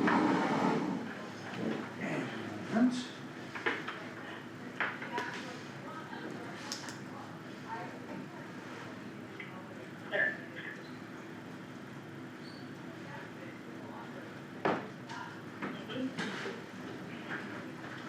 I'm not used to doing these kind of meetings, I do the Zoom is really easy.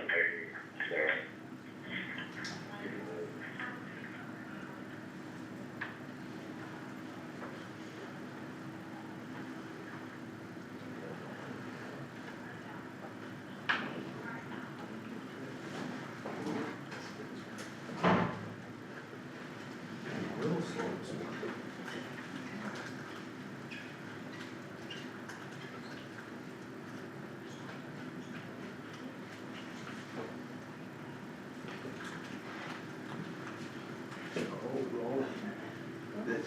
The drainage, Yep, yep.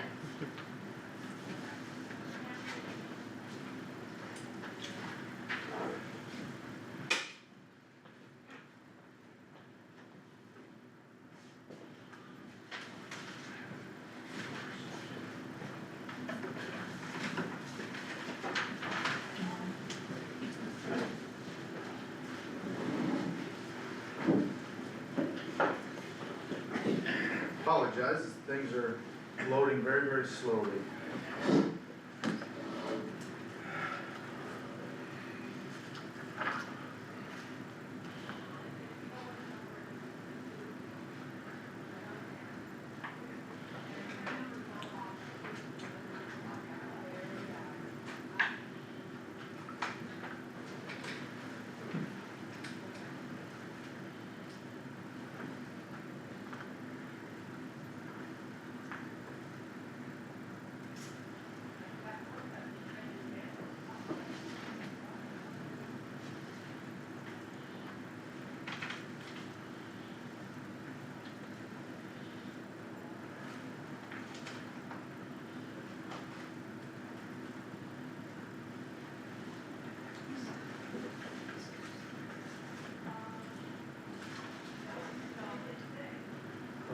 Okay, I think I was just trying to load too much, too fast, all at one time.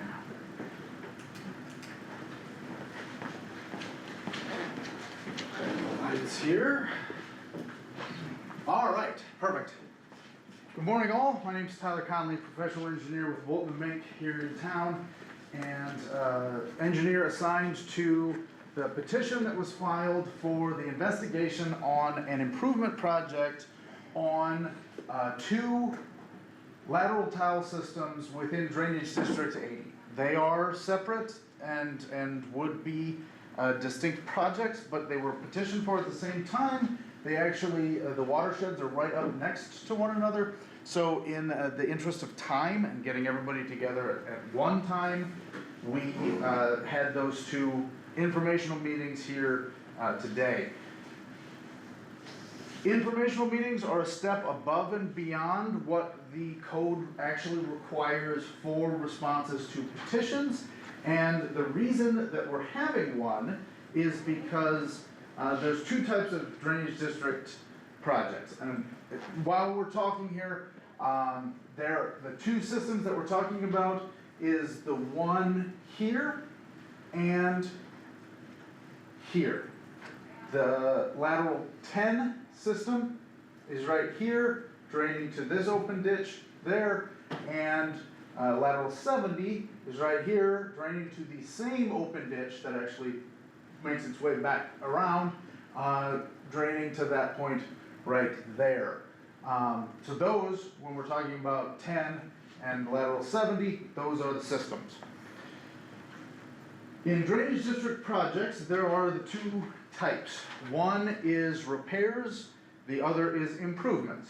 Repairs are any time that the capacity of the system is to be conserved. The code states that the system shall be kept in good repair, and so if there's a replacement of the same size, the same grade, same locations, that's considered a repair project. An improvement project, on the other hand, is any time that the capacity of those systems are increased. The petition was to investigate an improvement, and there are notable changes between repairs and improvements. Improvement projects, the biggest, and what brings us to an informational meeting, is that improvement projects can be stopped by a process known as remonstrance. Remonstrance is when the majority of landowners by count, by number, owning 70% of the benefited area by acres, if they object, it ends the project right there. And as such, there's not much point in spending a lot of engineering time, a lot of survey time to get an option up for improvements if those projects are just gonna be shot down by the landowners at a formal hearing. So, in an attempt to kind of stymie that or limit the amount that's spent on dead projects, we've gone to having informational meetings, getting people together, letting them voice their opinions, and that can really tailor the direction that the response to the petition has. So, that's the informational meeting. Those are the areas that we're talking about. To get more into what the areas for these laterals are, the watersheds for these facilities. For lateral 70, the service watershed is the solid red line. The current assessment boundary, those that are currently paying for that facility, is the dashed red boundary following the parcel edges. The service area for 10 is the green watershed, and there's a bit of a discussion or consideration to be had because this lateral tile system appears to be utilizing the lower portion of lateral 10. However, when you look at the assessment schedule for lateral 10, those areas are not on that dashed green boundary that represents the assessment area. So There'd need to be a little bit more research into if this segment is considered something different. However, when we're looking at the true assessment area for lateral 10, it is the dashed green line. So that's how those two go together. When we look at modern tile improvement projects, we most, before I go on to drainage coefficients, anything from anyone so far? I don't want this to just, this is intended for people to ask questions, voice their opinions, be heard. So I don't want this to feel like a lecture or some sort of class. So hop in, stop me when you've got something, or if I can clarify something additionally. Can I ask a question? Yeah, absolutely. The green, how far is Winnebago County from that? This is generally south of Ledyard across Highway 9, so if that gives you a perspective. Well, Yeah, where is, I mean, it's. can you find a golf course on there? No. Then I'd know where it was. It's not anywhere close to Point out that. the ethanol This is plant, on the- Okay, the ethanol plant. point out the ethanol plant, which is Help me out here, Doug. I don't know that you can see it. 190th Avenue and Highway 18, or 9. I've got the roads. It's a mile east of It the edge is of the just so structure. blurry up there. 180th is on the right side. Yeah, 180th is right here. 180th is where the hand's at, and 410th is right here. That's Highway 9 that you're wiggling on now? No, Highway 9 would be about a mile north of the top end of the picture. Yeah. Oh. This is south of Highway. 'Cause this is Basically 420th. straight south of Ledyard. Right, yeah. The, Highway 9 is 430th. Right, so The it's a ethanol mile. plant is about right in here, so it's all south and west of it. I was lost. Sorry about that. Me too. So when we talk improvement projects, what we're looking at is the drainage coefficient. That's about the easiest way to boil everything down. Drainage coefficient is the amount of water in inches per day that could be drained by the system.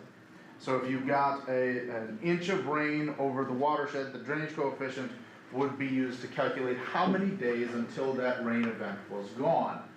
The modern recommended drainage coefficient for the more modern agricultural practices in areas that are well surface drained is a half-inch drainage coefficient. A half-inch of rain could be removed from the landscape in a 24-hour period of time. The upper limits of that is recommended in more potholed areas is consideration of the 1-inch drainage coefficient, so an inch of rain in a day's period of time. The systems as they are based on the records for the grades are as such. For lateral 10, the current lower end outlet for the system, the drainage coefficient is 0.22 inches per day. If I zoom in on here, so the current system, the lower end of lateral 10 is a 30-inch. So again, back to this map here, it's a 30-inch there for the old records at a 0.3% grade. Drainage coefficient again being 0.22 inches per day. The system then, based on its grade and sizes, I would say that past that connection point with the other lateral, a more true drainage coefficient for lateral 10 is 0.14 inches per day, or about 28% of the modern recommended lower bound in drainage coefficient. Looking then at a required size to get that half-inch drainage coefficient, that lower end would require a 42-inch to a 36, 30, all the way up to a 12. That lateral 10 system goes from the outlet at the ditch all the way up to a crossing with the road, right where the mouse is wiggling there.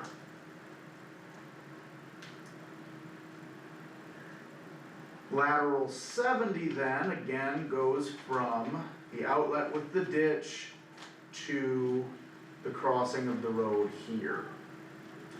The lateral 70 coefficient, when we look at the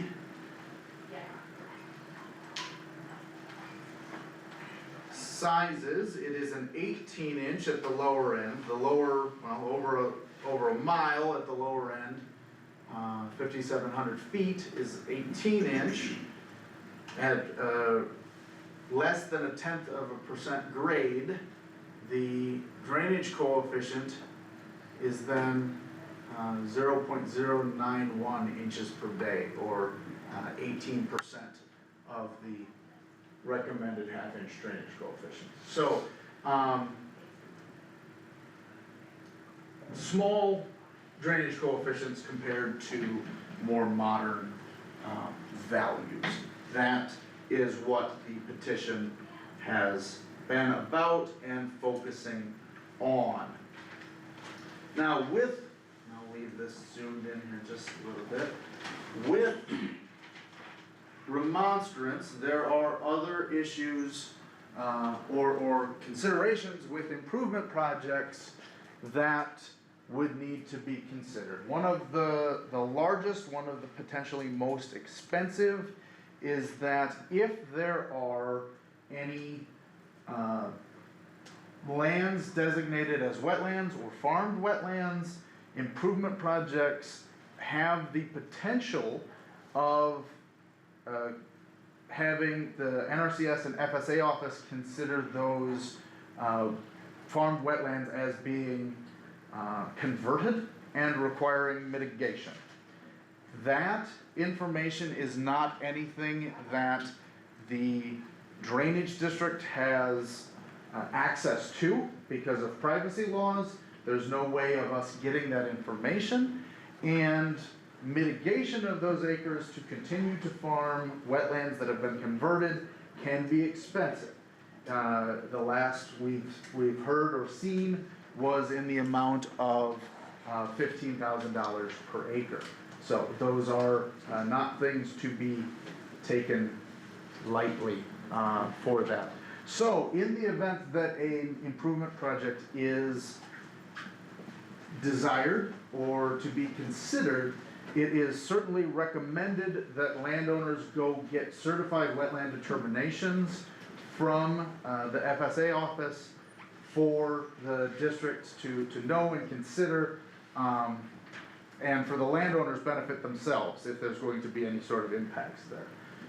Tyler? Yes. This is the leadership class from Algona. Could they just have a quick second? I wondered if we were just getting inundated with, I was like, people are These are angry landowners coming. People are a little Wanna yell at you, Tyler. People are a little late. I'm gonna have to start from the top again if that's what's. No, we're just doing a quick 5-minute observation of the supervisor's meeting. So yes, Oh. tell us what are you covering really quick?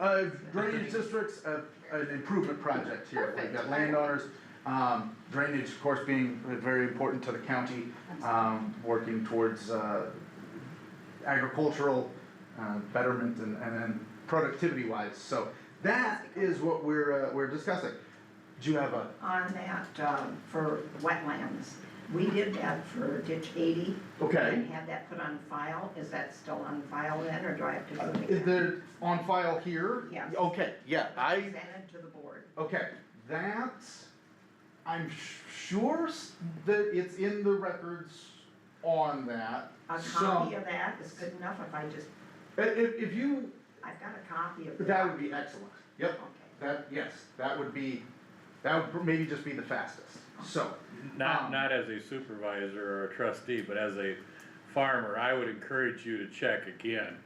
If they've already done a determination, they'll be able to hand it to you and say, yes, this is current, and you don't want a surprise. Okay. I don't know how long ago it was that you had it Well, done I don't know before. when JD was, 19, 20? Yeah, That should that be would have been, current. I was gonna say, that But was, that was within the last 10 years, certainly, so.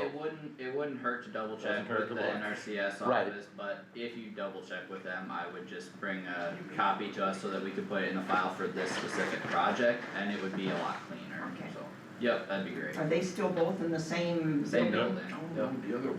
Oh, the other. What, certain area you're particularly interested Just trying to in? Okay. find myself, or.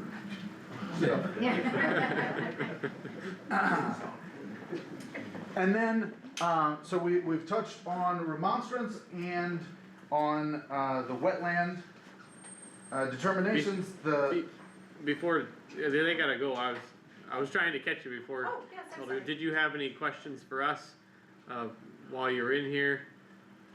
Having fun? Oh, you bet, thanks Tristan. Okay, Alright, thank you. well, thanks for stopping in. Keep having fun? Will do.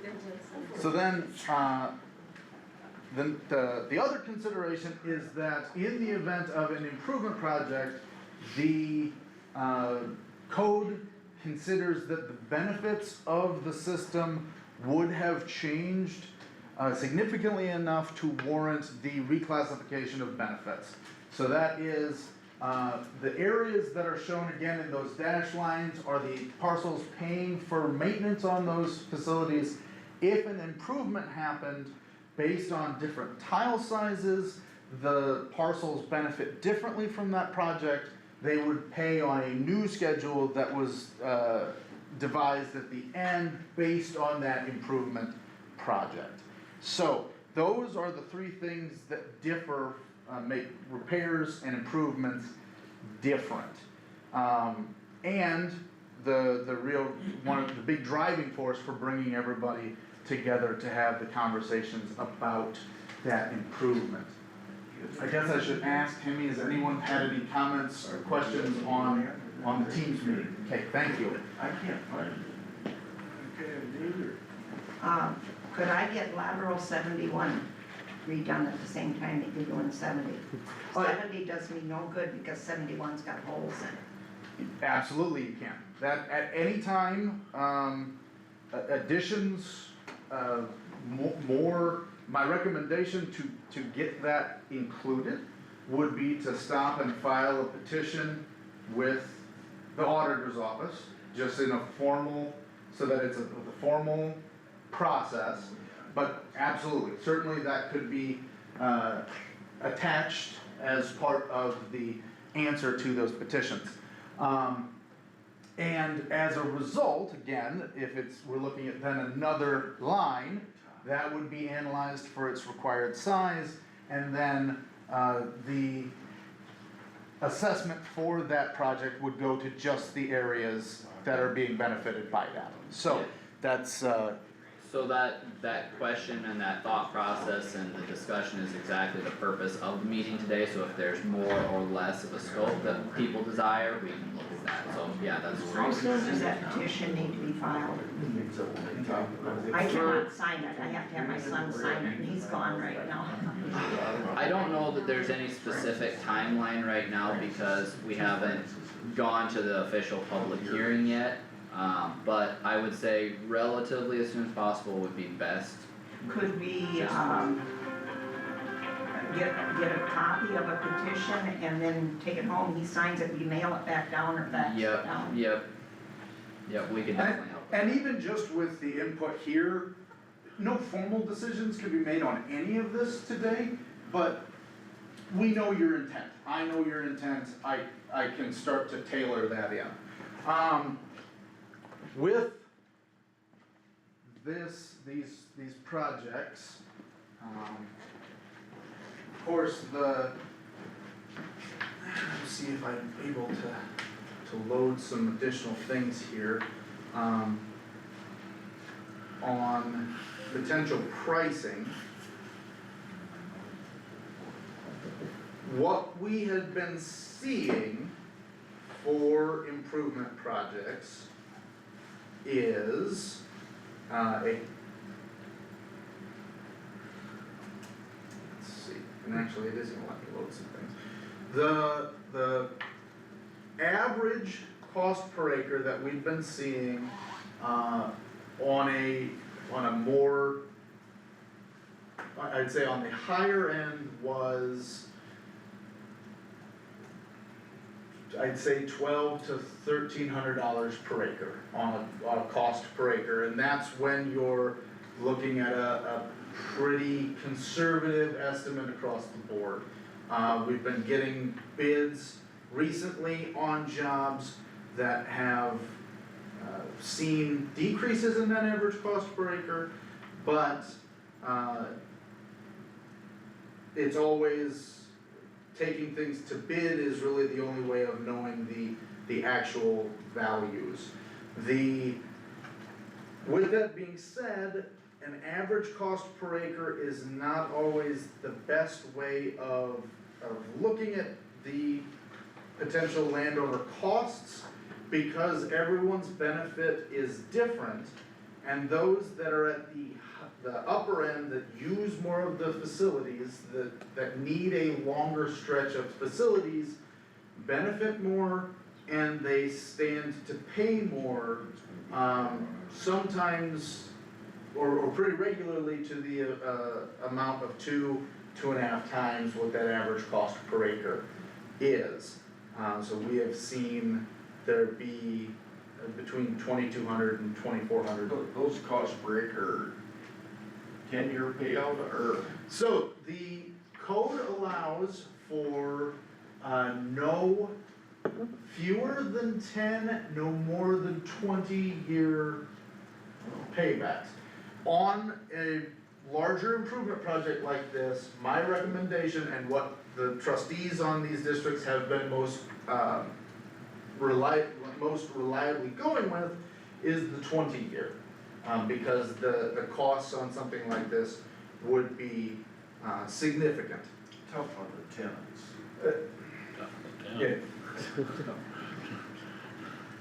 So, And also with that, our interest rate currently is 5%, so if you had, financing that you could get at a cheaper rate now or any time during the period, you could finance somewhere else and pay off the entire balance here, so to speak, but, that's what we currently have our interest rate set at, and we haven't talked about adjusting it at all recently, but that's always a possibility, but right now, if it was status quo, you could ballpark 20 years at 5%.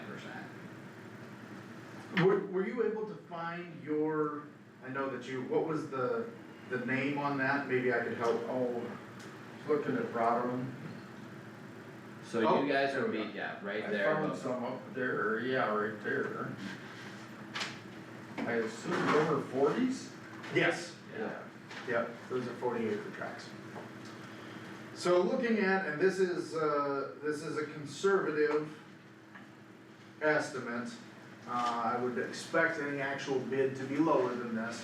But when we look at the half-inch drainage coefficient for lateral 10, it's looking at 1.7 million for the complete replacement of that main lateral branch.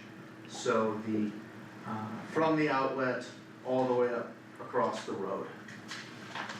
On lateral 70, for that same size, looking at 1.46 million for that same size.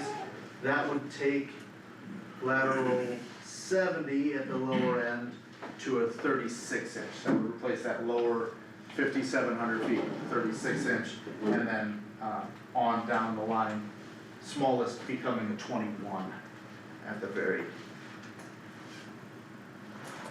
lower end of that.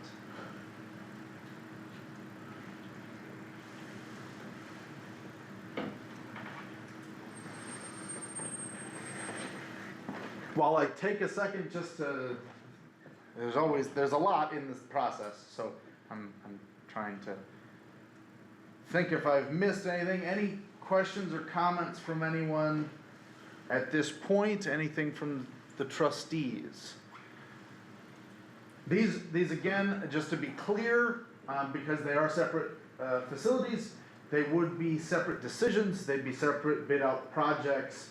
It's just with the combined potential of crossover between landowners to get everybody at one place, one time. That's why it's here together, but it's not, it would not be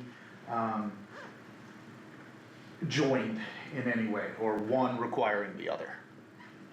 Maybe I wasn't paying close enough attention, but you might discuss the difference between half, three-quarter. Oh, yes.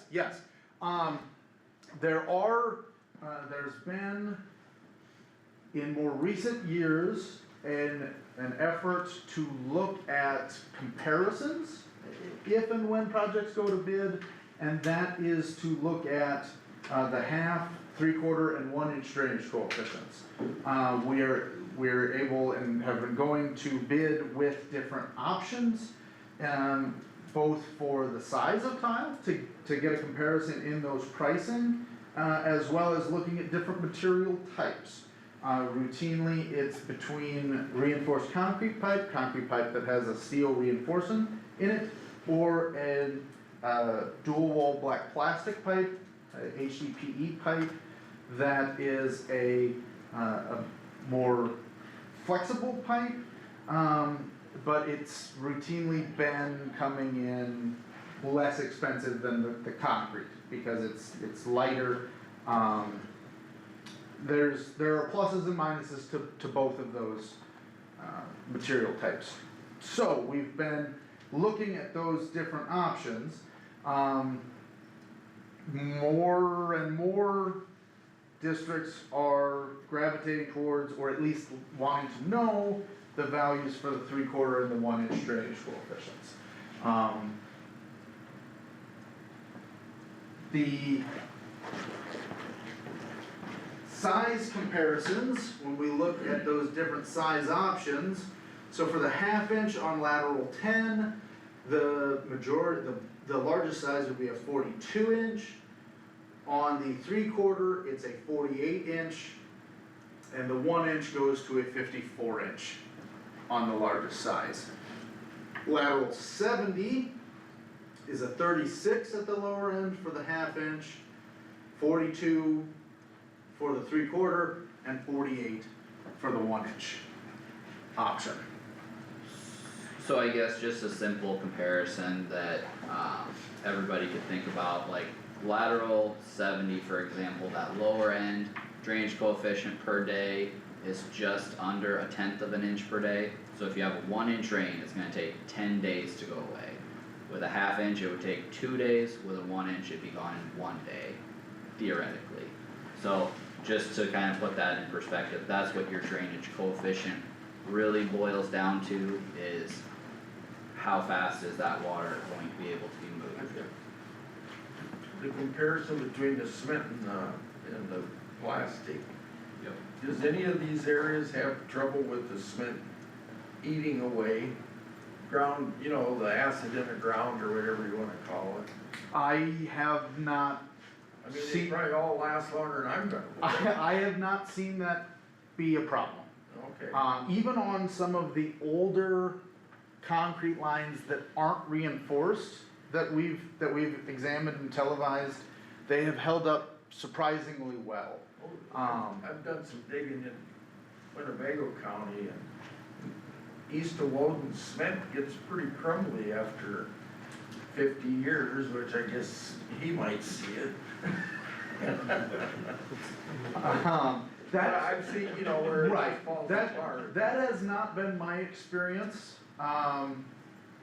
in anything that we've put in. Now, of course, anything that I've put in my career over 10 years just isn't enough time to know any of that. Some of the plastic in the late 60s and 70s, if it had sewer water go through it, it would ruin the plastic too. And I don't know if it's better now. My concern more with the plastic is its rigidity, the ability for it to hold its shape. It is so much more dependent on the installation and the profile that's around it. The thing I've always heard said about concrete is that its strength shows up on the truck. It is the strength. You know, that doesn't mean that it's completely foolproof, and as a result, the chunks are shorter, they're much heavier, they're more cumbersome to work with, but it's a big rock with steel on the inside of it for its strength. Black plastic, as a result, can be installed faster, it's lighter, the material is often less expensive, 10 to 30% in some bids that we've seen. But it's classified as a flexible pipe. So It's fairly, if it's got 2 feet, 3 feet of dirt on it, and it's not in a squared trench, that if it has something conformed to, it's got rock underneath it. I would just say that it's more operator dependent, more installer dependent for its success. It's more sensitive. Right, and as a result, we do have post-installation televising. The specs we use require that after 30 days of installation, that the lines be televised, at least 30 days, so that you know. Right, and then those get televised for their, how they're holding up. So, that's what those are the different things to consider, the different potential options.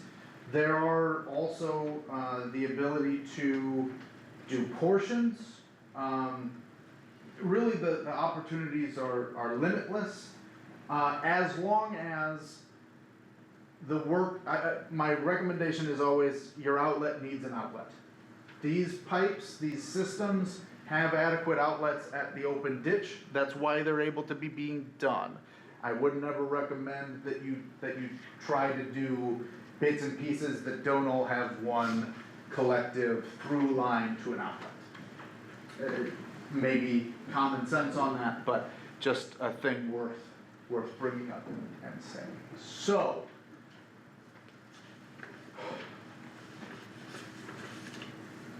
for instance, I would never recommend doing 71 unless you had 70 to the ditch. Is really the reason I bring up and say that, so. But 71 does have holes in it. The sun dumped down to it when we had all the rain in the spring. And he left it open, it's working as a standpipe now instead of a tile. And the old systems should be commended for as long as they have lasted. This system, much like all the other ones, put in early 1900s. Very little has been done to them since, and that's all old clay systems.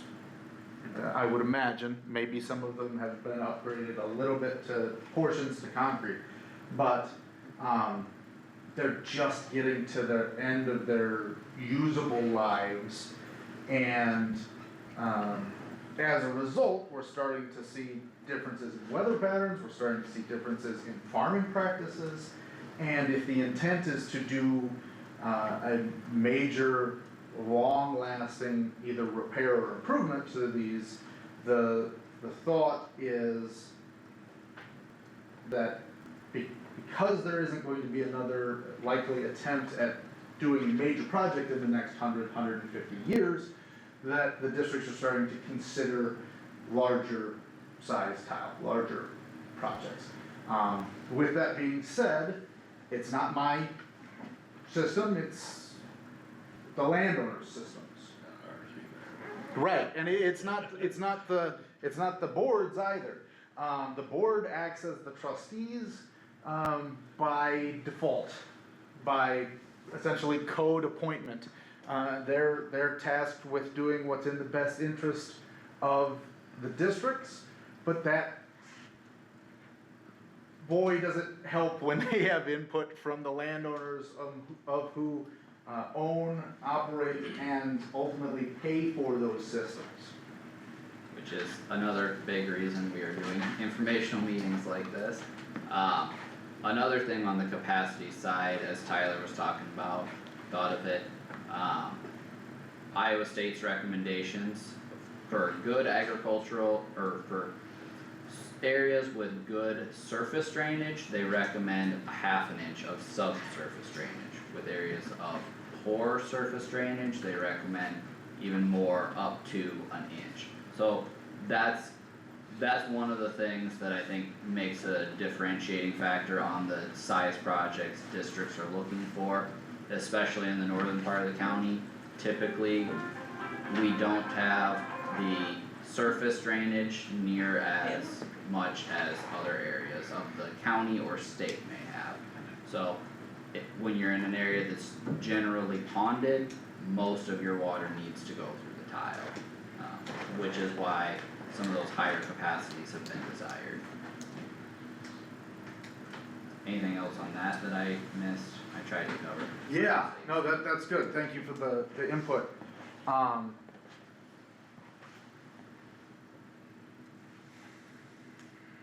I've got a dumb question.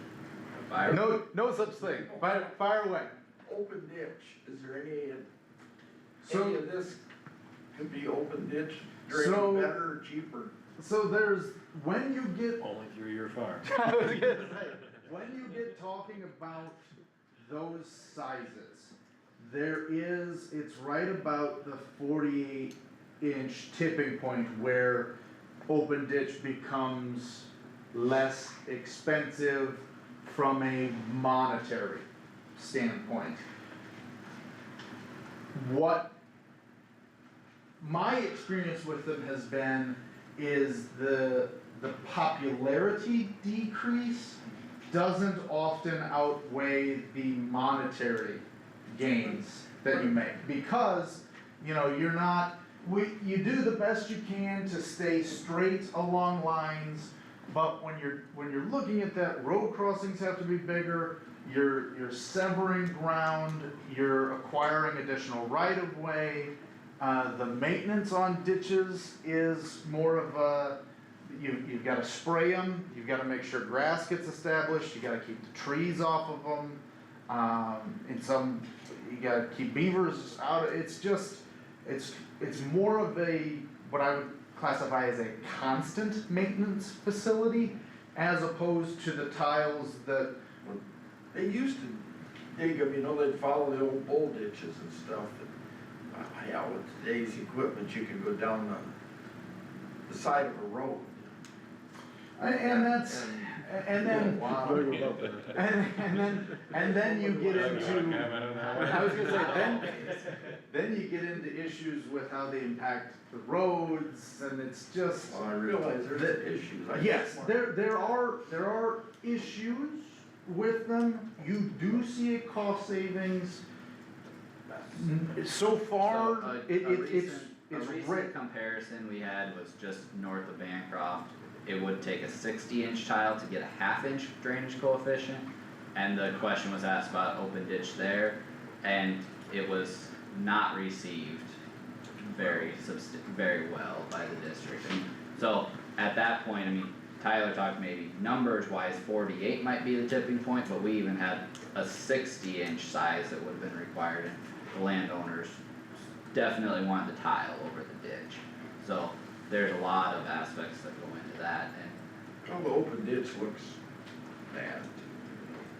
There's something to be, you know, it's your, it's your measurables and your immeasurables, and that, it's the dollars versus the popularity, and it's rare to see the dollars win out in that. The upkeep is tremendous. We did one up in Minnesota, it's a 1/2 mile long, and they're out there all the time digging the dirt out of the bottom, putting rock on it again, reseeding. And this has been going on for 5 years now. Every year. Yeah, the recommendations between 20 and 30 years, you should be reevaluating the ditches.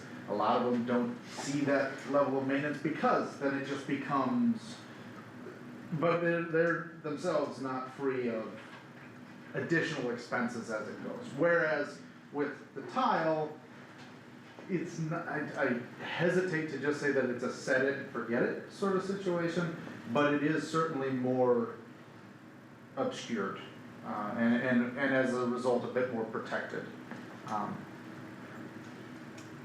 So, that's, yeah, that's kind of my 2 cents as far as the. I farmed some land that I let go, they stopped the ditch a half a mile too soon. And it just left 300 acres of swampland, really. And the ditch hardly has a trickle in it after a heavy rain, cause it can't get there, you know. That's more my recommendation for Two people ditch. stopped it, you know, That's more my recommendation for ditch applications, is when you can take one that's already there and extend it slightly, some, to serve a larger area. In these, really when you're looking at the system, especially 10, which I describe as a hand of laterals up there, that's a lot to get a ditch up to, and you can do it, but it doesn't really follow lines nicely. I question its potential popularity, so. Can you slide that to the bottom? By bottom, The south side. this way? Yes. Yes. Okay. So the dotted line is who's paying for it, you said? One more time. The dotted line is who's paying? Current. That's currently, yep. When it came down to the actual assessments, it's based on the area that you drain, your proximity, how much of the facility you use, what you're using the ground for, and your need, your wetness, based on your soil types. So the assessment boundary follows the parcel lines, because we just put in what the parcels are. What would actually end up paying would be just the areas within the solid line. The dash denotes the parcel, the solid line denotes how much of that parcel.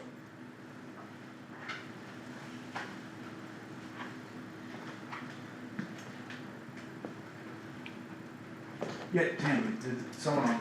No, but would you remind them if they're on the teams and they have a question, either unmute themselves or type in the chat? Yes, thanks, Tammy. For those participating by teams, if you have any questions, would like to unmute, feel free to do so at any time. Else, there is a chat function where questions could be entered, and get that answered best we can. Also, get any information out to people. I know sometimes it's a little difficult to see this, so if anyone wants to get Tammy their contact information, we can certainly get additional information out to people. Do you have copies of this map that you've got up? Not with me, but if people I could, have copies. okay, Tammy's got copies, elsewise, You have some already. No, but I can. elsewise our office is just uptown, that I'd, more than happy to get anybody anything that they were after. So. How many would like copies of the map? Would you like copies of that? I would. Okay, I'll make a couple.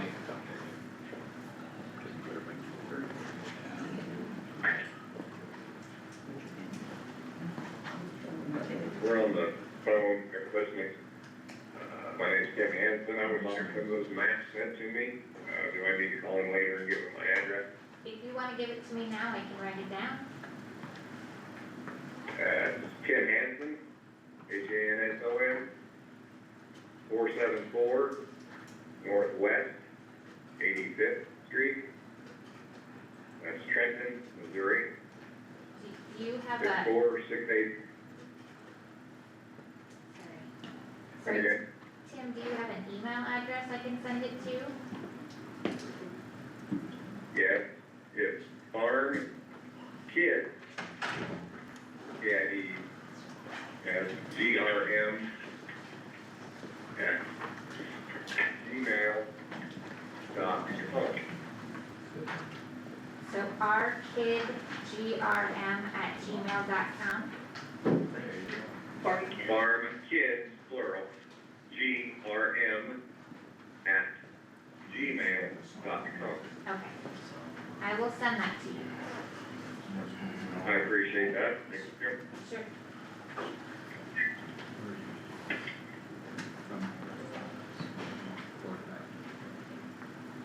So, the process from here would be, because there's a petition filed that requires a formal response, that comes in the form of an engineer's report. That would come with the different analysis of the sizes with more fleshed out cost estimates as well as preliminary plans. That would go to a formal hearing where everyone would be brought back together again to discuss an actual decision on proceeding towards a bid letting. Most often, in recent years, what landowners have been interested in seeing the cost estimates for is again the half, 3/4, and 1-inch drainage coefficients. At the hearing again, that's the formal decision. Because this is an improvement project, a just as valid an option as any is do nothing. That again requires objections or a pull of a petition or just a kind of really those two things, either remonstrance via objections, again 50% of the landowners owning 70% of the acres, or a pull of the original petition and no one to pick it back up. But those are that's the most common path we've seen towards that formal answer. Unless there's a desire to tailor that in any sort of way, I'm all ears. Well, and that could include the customization of 71 as well. Yes, absolutely, yes, yeah, If we get a petition on file to have that in writing, that'd be great, but Tyler can be working on that too. Yes. Otherwise, thanks for coming down, everyone, and your thoughts and feedback. Yeah. Okay. And if you got any other thoughts or questions, feel free to reach out to me or Tyler at any point in time. Tyler's office is in Algona, I know he said, but. The only thing I think back when they did the original ones, how did they ever get that done? There was a lot more landowners, you know, back in the teens is when most of this was done. Yeah. Between the coordination and landowners and the conditions they were facing themselves Maybe that helped. with, well, it was a lot more visible that you could see. I've seen very interesting historical pictures of men in trenches digging this all in by hand, and they're using the spoil from their dig to keep the water from coming back in on them. And on either side of them, it looks like a duck pond. And It didn't look like it, what it was. it was. And what they do in some of these instances is they would dig as much as they could and then either allow it to drain out that way, or they had to wait for it to freeze up. They hay down their trenches, let the whole thing freeze up and then keep going.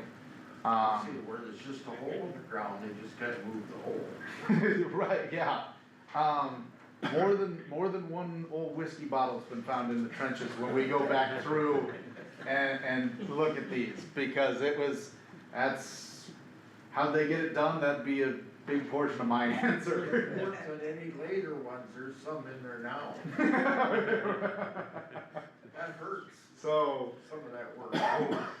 it's brutally tough, and to think that over the course of a couple decades, 3,000 of them throughout the state were done, is just just amazing to me.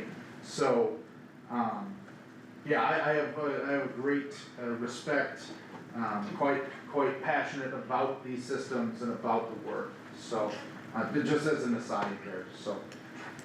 Tim, did you have a question?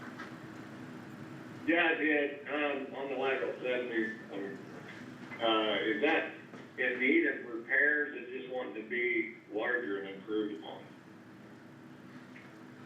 I have not heard, aside from the comments here today about lateral 71, I have not heard about failing conditions unless anyone has anything else to add about 70. It has been primarily its functionality via capacity. And the rather significantly small, when a lot of these were originally done, we're bringing this back to the history component, the design capacity was anywhere between 1/8 of an inch and 3/8 of an inch drainage coefficient. The upper bound, the very top was for the 3/8. More regularly, you see the 1/8 inch drainage coefficient, which is 0.125 inches per day.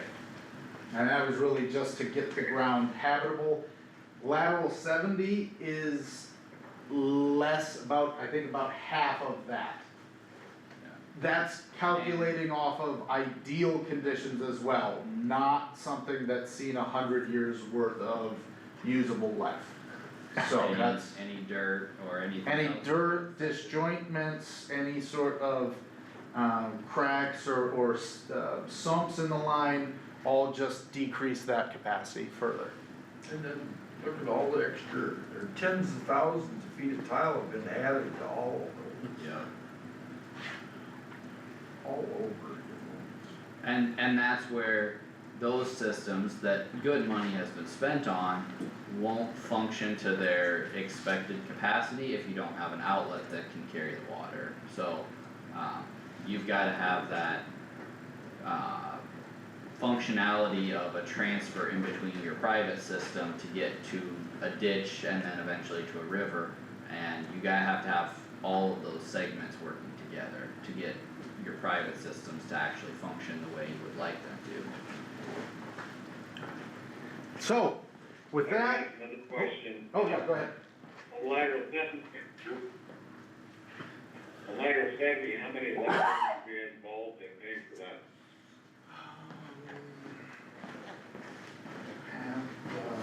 Two, three,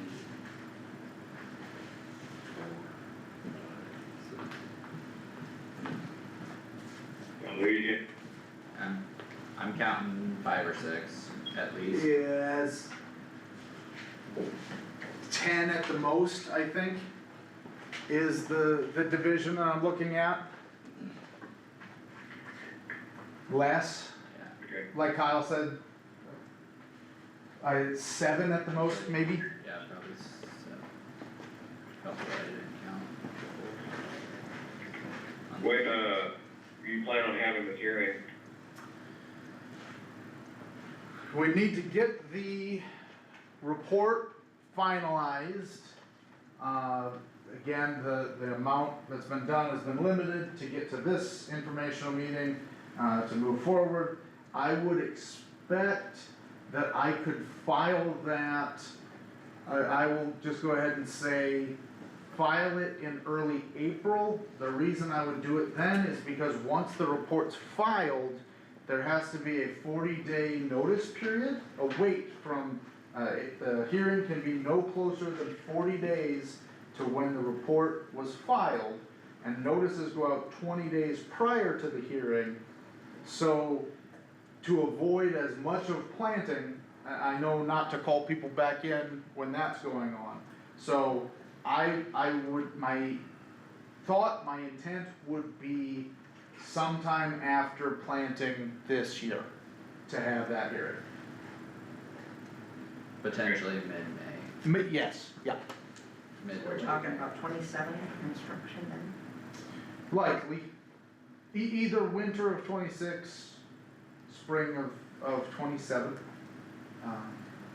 If everything is streamlined. When will that have to be paid for then? The, By the co- landlord? yes, the code allows that the trustees set back, because the district doesn't have cash on hand, everything it pays for it uses stamped warrants. Those warrants carry an interest percent on them. Right now, that's at 5%, the county's at 5% on those warrants. The warrants then, when there's an assessment on the district and the district assesses or accumulates cash, they're able to clear those warrants that are in, like my possession, for instance. With those warrants, the code allows that the board can set a payment, a deferral essentially, for, to annualize those out of no fewer than 10 years, no more than 20 years.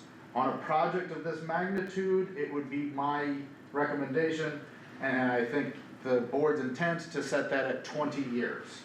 So, that essentially is, it would be an annual amount over 20 years for the payback period. There's no penalties for paying. The other piece on the front end of that, I think that probably answers your question, would be when that assessment might be done. So if construction started in the beginning of 27, it probably would not be finished by the time we set assessments for 27. So most likely that would be a 28 assessment, which you would see in the fall of 28 and make that decision. So I'd say 27 would be the earliest, but most likely it would not be finished at that point, so you probably would not see an assessment in 27. You'd probably see the assessment in 28, which then, once you get your assessment, you can make the decision of paying it at one time, or setting up a schedule on waivers, or any of that associated decision. But it would likely be a 28 payment if all moves smoothly. Does that answer your question? Okay. Yes, it did, thank you. Right, so the interest would start sooner than that. Yeah, so Howard just made a comment, and a point that's worth noting is interest for each of those bills starts when the board approves to pay them. So like, even now up to this point, we would have engineering, and when we go to a public hearing, we'll have publication expenses. Those bills independently start accruing interest from the day the board approves them. So your interest would start as the work happens, but you would see the bill when it's wrapped up for the most part. Those estimates I showed too did include, financing, a bit of that, but not a bit, it includes the potential interest on the project.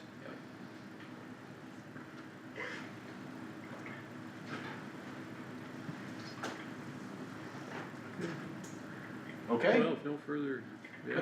Oh, so it stepped on you, go ahead. No, I said if no further comments or questions, we can move on to the next steps then. Anything else further on the phone? Don't wanna cut anyone short. Well, I got one, I was wondering, can you tell how many feet of tile will be run on Judy Hanson's property and the Douglas Hanson Trust property? While I got you on the phone, or does it say there on your map? So that'd be on 70, Tyler,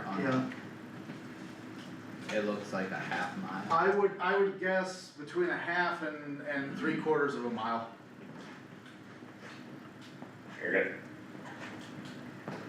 Where is the 71 located? I got a map in front of me, but I can't read the fine print. I see lateral 70 going across. 70 Hanson's, where does 71 pick up at? 71 is near the outlet to the main open ditch. I would say it's within it's approximately a 1/4 mile. Yeah. 3/8 of a mile south of the outlet. Is that little fork that runs to the northwest? Yes. That's 71 there. Yes. And that would be, were 71 improved, that would be the responsibility of those that benefit from 71. Right, I wouldn't have any part of that, but Correct. everything up through 70, I'd be responsible for that, Correct. looks like.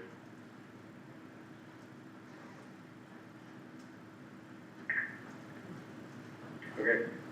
Yeah, and if any other questions come to mind, feel free to reach out to any of us or Tyler in particular after the meeting too. So this is just the start of the conversation. Yeah, the only main question I got is if you got any gold mines up there, we can dig a big hole and find some way to pay for this. Start looking on your piece. But with the farm economy, I'm gonna throw this out there, beans and corn's about as low as they've been for I don't know how many years, and the rent's going down. I don't know, it seems kinda hard to pencil. As the saying goes, you pay for drainage in Kossuth County whether you pay for it or not usually. So whether it's, But he built it. Yeah. well, yeah,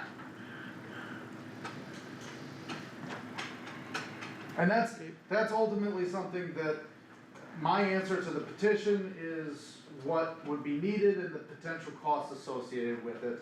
As far as the decisions, the economic ones, that of course is on the landowners to make those decisions and voice those opinions. I'm pro drainage, I'm pro, increased, viability within reason, as long as it's done, economically, but I am, disinterested, I'm removed from the benefits that this would see, and I'm not here to try to push or sell anything on anyone. Reporting the numbers back Right. and what it would do. So, or what would be needed to do what's been asked. I guess as a trustee, I would say, keep your thoughts out loud and influence us if that's your goal, one way or another. We wanna do what you want to do, yeah. or what the district wants to do. Yeah, well, if there's some breakage in the line, my opinion is, yeah, we need to fix that, but, last summer was a poor example up there as far as trying to get rid of drainage, cause you guys got an excessive amount of rain. But in a normal year, are we pretty satisfied with the drainage we got in that lateral 70? Based on the feedback I've received, I would not say that that's the case, but, I don't know if that applies to everybody, but I know pretty consistently across the county, when you look at systems that have been there for 100+ years and compare them to other fields with newer tile projects that have 1/2 inch or better coefficients, the comparison side by side is night and day. So some of it might be changing expectations and even weather patterns to some degree. The 1 in 100-year storms are happening far more than every 100 years right now, but I guess, yeah, that's. And I would second that last year and the year prior are not good ones to compare to. And stringing a couple together, I'm no good at reading my crystal ball as far as what is or isn't going to happen. But they were atypical, I will say that. On lateral Well, if 71, they put the this map line shows in, them just good. going to the road. It would go across the road, Okay, yes. so There is What a, was on the west side of the road. yeah, the lines that are on here are based off of the old maps and they're not the most, but there is a recognition that it goes across the road. That, yes, it would go across, you would have the connectivity. But it is at this point. Yes. Yeah. It is and would in the event of an improvement. Yeah, and those lines that are on the maps are references more than anything. I've seen in places where it's off, like shifted off up to 300 feet, so it kind of gives a close representation of where it is, but that's not exact on where they actually start and end. Even if you look up to the open ditch, the blue line doesn't exactly follow the black line Right, that's of on where there for the- the surface, so, I mean, those lines you can just take with a grain of salt, they're a close representation, but they're not pinpoint accurate. Everyone that was being, expected to pay for it would have access to it. Is what I would say as a disclaimer there.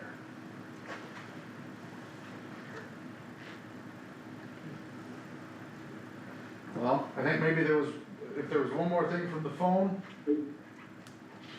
from the Teams meeting. My other thing was, if they put in a new line, would they leave the existing line that's there? Cause you said it may not be exactly where the map shows, or would it be abandoned, or will it stay exiting into that ditch? There's two different ways of looking at that. We've done both. One is to leave it and to cross-connect and essentially continue to utilize the capacity that that system is providing. It's not much in this instance, but if it was in good condition, you'd be getting another tenth of a drainage coefficient, tenth of an inch of drainage coefficient. The other side of that, and what is, I'd say, more common, is that once the line's been installed, as the contractor treks back down the line, they crush the old one in place. That serves two purposes. One, the line is 100 years old and is closer to failure, even if it hasn't yet, it is closer to failure than the beginning of its usable life. Meaning that there's a time out there where it would fail outside of the district's control and cause holes, sinkholes, blowouts, different things like that.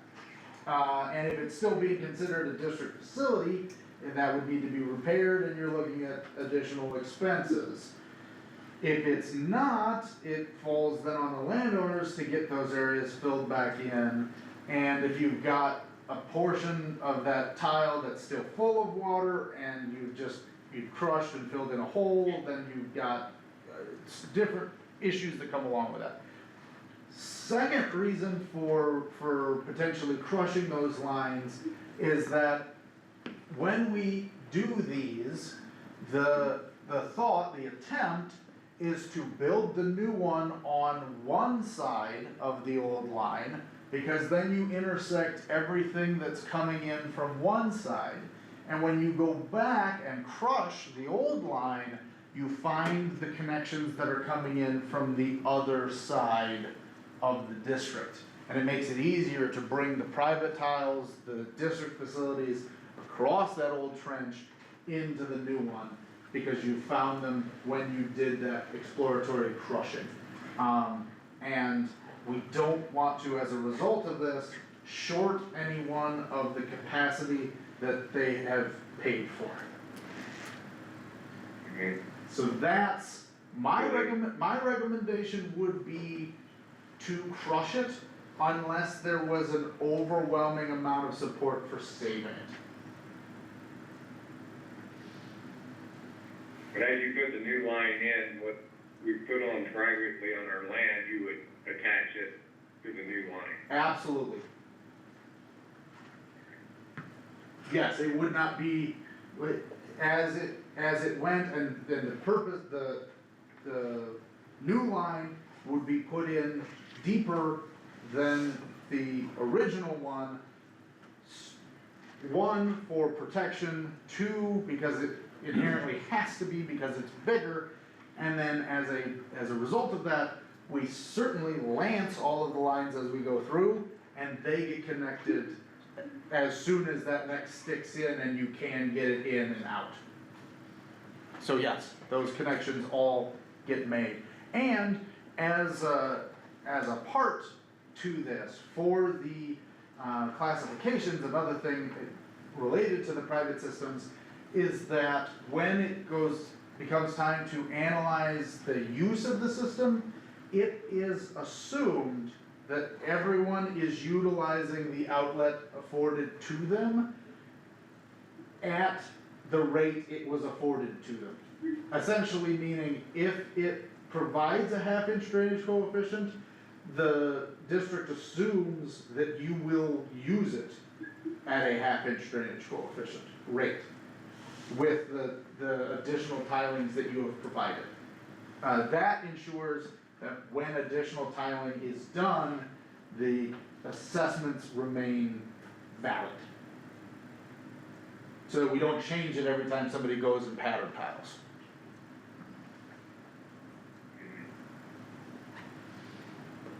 Okay.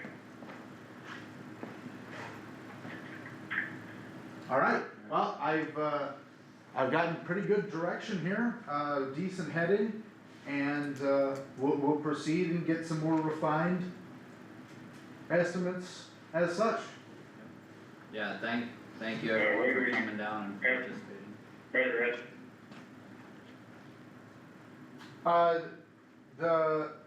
If the question is when the formal hearing would be, again, I would think mid-May at the earliest.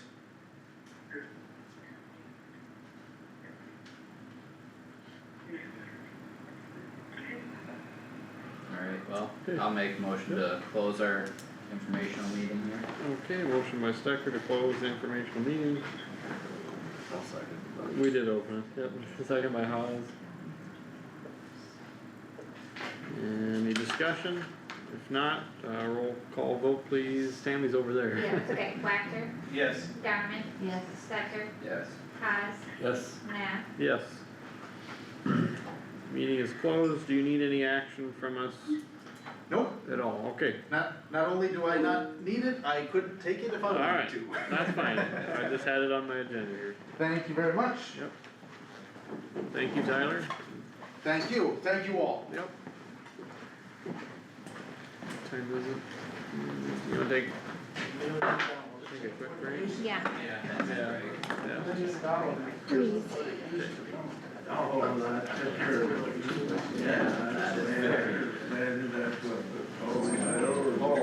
Like, How are you? But I don't know if we're. Would you like the picture I sent? How are you ladies doing? I'm doing good, how about you? Really good. Yeah. It's been a long time. Well, yeah, no, I watched him as we walked in, when I walked in, you guys get later ones. That side. You guys. Yes, I did that. I had it all tore apart. Part of that. Together, go back together. And then there across Yeah. the road here. Yeah, we gotta go downstairs. Oh, you're gonna go down, okay. Oh, yeah, definitely. I'll give it to you all. Haven't talked to her in a while. Well, she got a new knee in September. She's a little smaller. Yeah. Oh, good, it's right. Yeah. That's probably. Yeah, probably a ridge through the farm here, like. How about you? Yeah. Anyway, yeah. Good, I can't complain. It's not a different. Yeah, you take care. Hi, Francis. Yeah, see how it's all.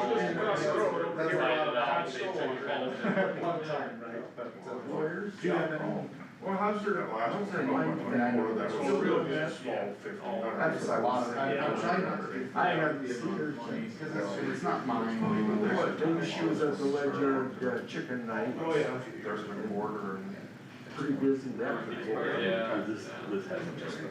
Yep. So I'm still in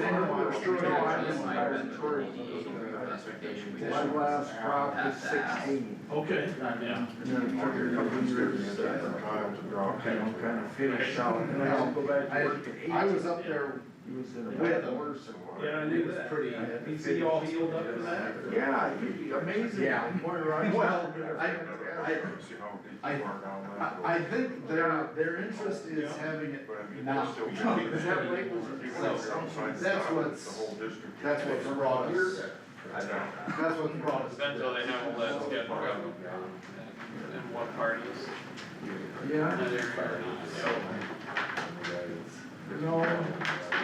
I was kind of a bouncy road. You don't go to Arizona? No, I, Petitioners for. I don't think they were. well, I went right. Unless they were online. Otherwise, the COVID thing. Chuck. I got home in 2000. No, We've talked to them 100 times. yeah, they're very in favor of. I mean, unless the farmer didn't get notice, because he wouldn't have Yeah. gotten notice. It's all up to the farm manager if he got notice and passed it on. Old age. Yeah, but he was gonna, maybe, I guess they call it out along the way. 20, Well, you'd have to have his phone number. It's just expensive. He's the decision making. I do, yes, at the office I got his number. I would call him, and if you don't have it, I have it. COVID better than I did. I will call him. I don't know about that. Screwed up my sinuses like you wouldn't believe. You can't smell anything yet? No, I'm gonna buy a hot meal. Smells like roses. What do you guys think? Nice hard It's all nice. We start talking $2,400, $2,500, they go on the tail end of it. We're working on it. Like, there's not a lot of cash. It was nice talking to you guys. Yeah, I'm glad you. Yeah. Did everybody get postcards on this? I haven't heard from anybody. I gotta get a new zipper. It's in those two boundaries, they should have. I didn't personally send them out, but they should have. Well, a lot of them are landlords that don't live around here, I guess, so. Yeah. What do you think, Howard? I think they're gonna nail you. Taking donations from you then. Yeah. Pass around the basket after church. Sales coming. Yeah. The backside of the coin is, I mean, your land should be worth more, should be able to get better crops off it, all those things. I mean, I fully understand, you still gotta be able to make a cash flow in between, That's but. the problem, if they want that all done, that's, sure. that plow's been there as long as I've been there. Oh, yeah, longer than that. Because it would have been put in before that. And that's a second generation, or third generation that owns that. And I'll tell you, they haven't put a dime in that ground. I would say this chunk here is gonna get a hefty portion of it, so I mean, Yeah. the land right in through there that needs the drainage and would have a lot of this. Well, I think we just got done, paying for some of this. Yeah, Just a couple years ago. There's a couple generations that haven't done. and you're exactly right on that, because when you got a tile system that's 100 to 125 Well, years old, the thing is, you have a when couple we're generations not that recording, didn't have to pay for much, so then it's a lot harder to appreciate the sacrifice and the cost And they associated. rent it out. The They original, get rent anyway. the original buyer had 3 tenants on that. And they all had, there was always pasture, hay on those lands. Yeah. Just like ours, you know, but Yeah, See where I that's where a lot live, of the the ditch goes clean expectations through it. change. And the actual guy that West Values does a bear farm. You know, and they don't know how wrong they are. I never had any drought. I got a big deer. But, you know, with big equipment, a lot of people consider it a nuisance. Yep, They don't realize how valuable the drainage part is. right, and it depends on if you take advantage of it or not, because with if the you low, don't, even with what we have and what you pattern, it's still, it's the fringe areas that are healthy.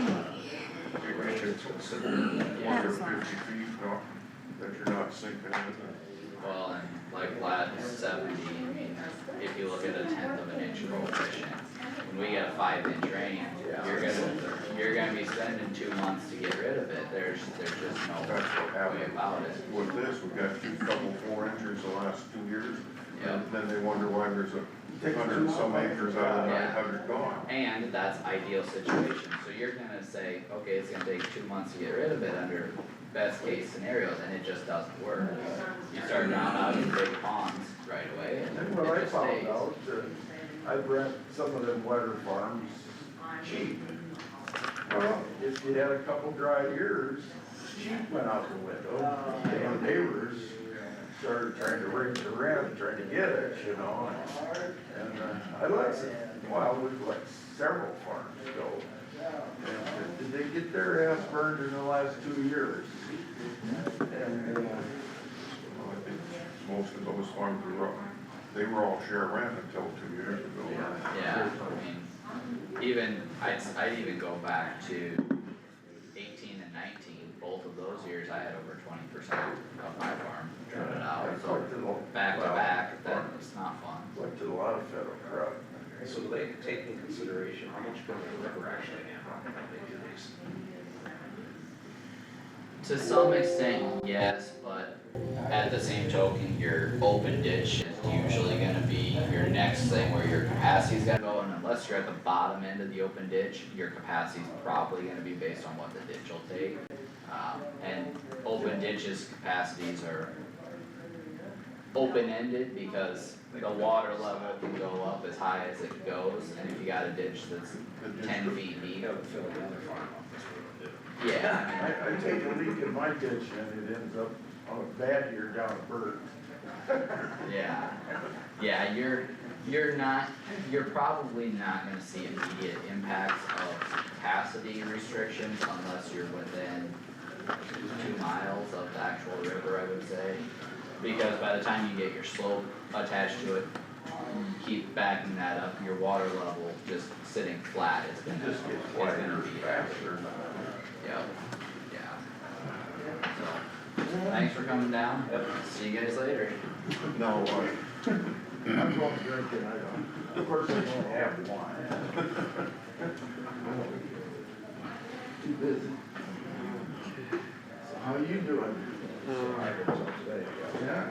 We're all back. God, geez, they throw around them millions. Tammy had on here for fair and sheriff mental health, some of those, are they just kind of minor changes that made, or? Yeah, well, self-insurance, I Right, mean, that's bigger, yeah, but as far as the smaller ones. yeah. New sheets probably to give out and that stuff. Okay. You can tell me where you want me to. Yeah, why don't Do you we, wanna do that, or you wanna do the discussions first, or what? do you- oh, I forgot about those. Yeah, we can just do board discussion, or auditor discussion quick and then board discussion. Okay. Start with next week. We have, appoint township trustee for Lincoln Township. Final plans and specs for DD4 Lat 11 tile improvement and set date and time for bid opening. We have a public hearing for hog confinement at 8:05. At 8:15, we have the approving the resolution for that. And then, open proposals from the architects for the ERC. So far, we haven't gotten any in, but, hopefully, they usually come in at the last minute, so, yeah. Next Monday at 3:59, you'll get it. Yeah. Probably get them all Monday Yeah, I'm guessing we will too. When we get to the sheriff too, we might talk about this a little bit, but, Roger reached out to the city about the liaison, and the city said that they had determined that the city was gonna pay a certain amount and the county was gonna pay a certain amount. And I told Roger, well, we needed some kind of agreement or contract, we couldn't just verbally, they couldn't just verbally decide that the board would have to approve something.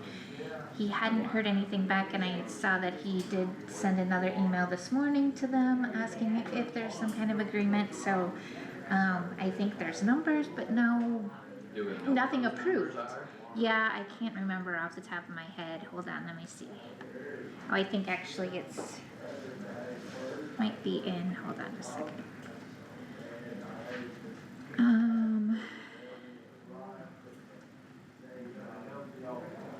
52% for the city and 48% for the county. And, but the amount, yeah, so the amount would be 40-some thousand, I think, because the amount has gone up also. So it's not just 70,000, it's an increased amount as well. Wages or is it benefits? No, it's,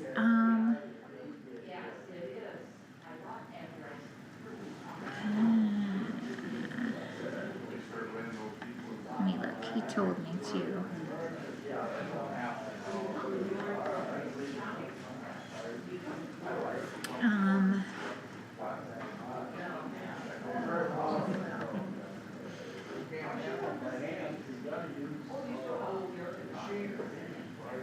So it's salaries, FICA, IFRS, insurance, travel, conferences, vehicle operations, telecommunications, it's the whole thing, and the total budget for that is 80, oh, sorry.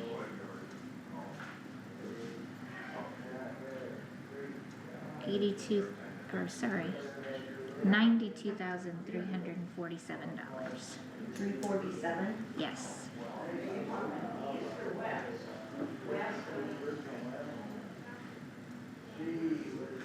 So I know he's working on that.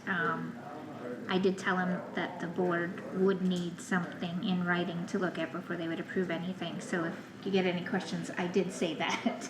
Okay. So, and then, the auditing firm is here this week, doing our audit for fiscal year 24-25. They will be here all week and possibly a couple days next week. I gave you new intercom sheets, that have been updated. We've had a lot of changes. In your budget books, I put evaluation history. So in the beginning of your books where you have the clear protectors, there's the valuation history, and there's also a levy history. So you'll have those to look at as we finalize budgets. I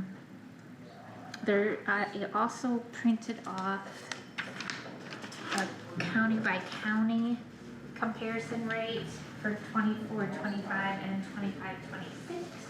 So as you go along, you can kind of see what other counties' rates look like.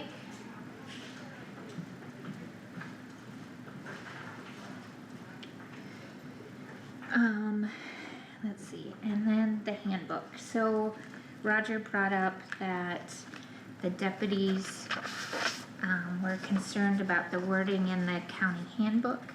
I think I forwarded you this email from Anne, who said that she agreed with what Renee had said. I asked her if she thought we needed to update the language in the handbooks to make it clear, and she said she didn't really think we needed to because it's just the law, but if we wanted to, she would consider adding the county will negotiate any mandatory topics of bargaining as required by law, but I told her that would be your decision to make. So I guess if you think that's something we need to talk about, we can. If you think it's worded fine in the handbook the way it is, I'm fine with that too. Just, I need direction from you, whether you wanna discuss that or we're good. She didn't necessarily think it was necessary. She doesn't think it's necessary. She said, I don't think you need to clarify the handbook really because it is just the law. If you wanted to though, I would consider adding the highlighted language. I think the potential risk comes in the interpretation and misunderstanding in the situation we have now of say, oh, it says this, but it doesn't really apply because of the law. Right. I think it would be a quick and simple update to clarify that, I guess. I don't think there'd be any harm in that, but I think it might eliminate a little confusion. So that'd just be generic, like in the front of the book, or if there's a. Just right in that section. Added to the same section where it's already talking about it. It's just adding an extra sentence to that paragraph. So we wouldn't have to redo the whole handbook, it would just No, be an addition. an addition or amendment to that area. Mm-hmm. Be very focused.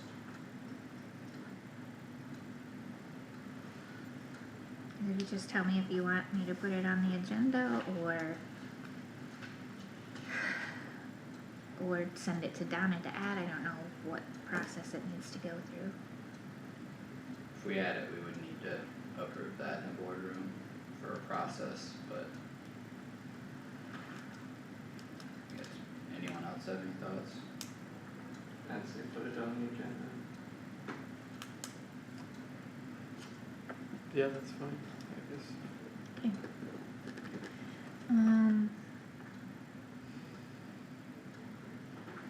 I think that's all I have. Next Monday, our new drainage clerk starts, so you will see her here Tuesday. Good. Looking forward to that, and I think that's all I have. What did you find out on, did you find out anything on that DD 68 that I was asking you about last week? Remind me. That main relief tile that ran outside the district. Down northwest of Laverne. Yeah. I knew you were working on it when I walked out last week, I didn't know if you found anything. No, Okay, I did not find out anything other Okay. than what we talked about. okay. Josh, any meetings? No, other than meeting up with the, architects last week. Oh, We were, yep, We had emergency management budget hearing, yep. and I know her budget's on the agenda today, but I know she also has jury duty. She does, she's not gonna be Oh. here. I did not know that until after I put it on the agenda, so. I just found that out, and so, I mean, mainly, she did lower, so I know the number that was in here is going to change. She did lower some line items after we revisited some things. And, the big change is the fact that the EMPG, which every year it's been up for discussion that grant's gonna go away, which helps pay her salary.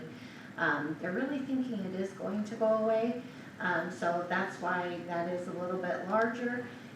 She did state though, if funds do come through, she will ask for less from the county, for that, so, that's a good thing. So hopefully it comes through, I don't know. And then the other change is so that dollar amount changed because of the EMPG, not getting that revenue in. And then because of the, lease and benefits and wages is the amount, and her percentage is 3% like everybody else, so.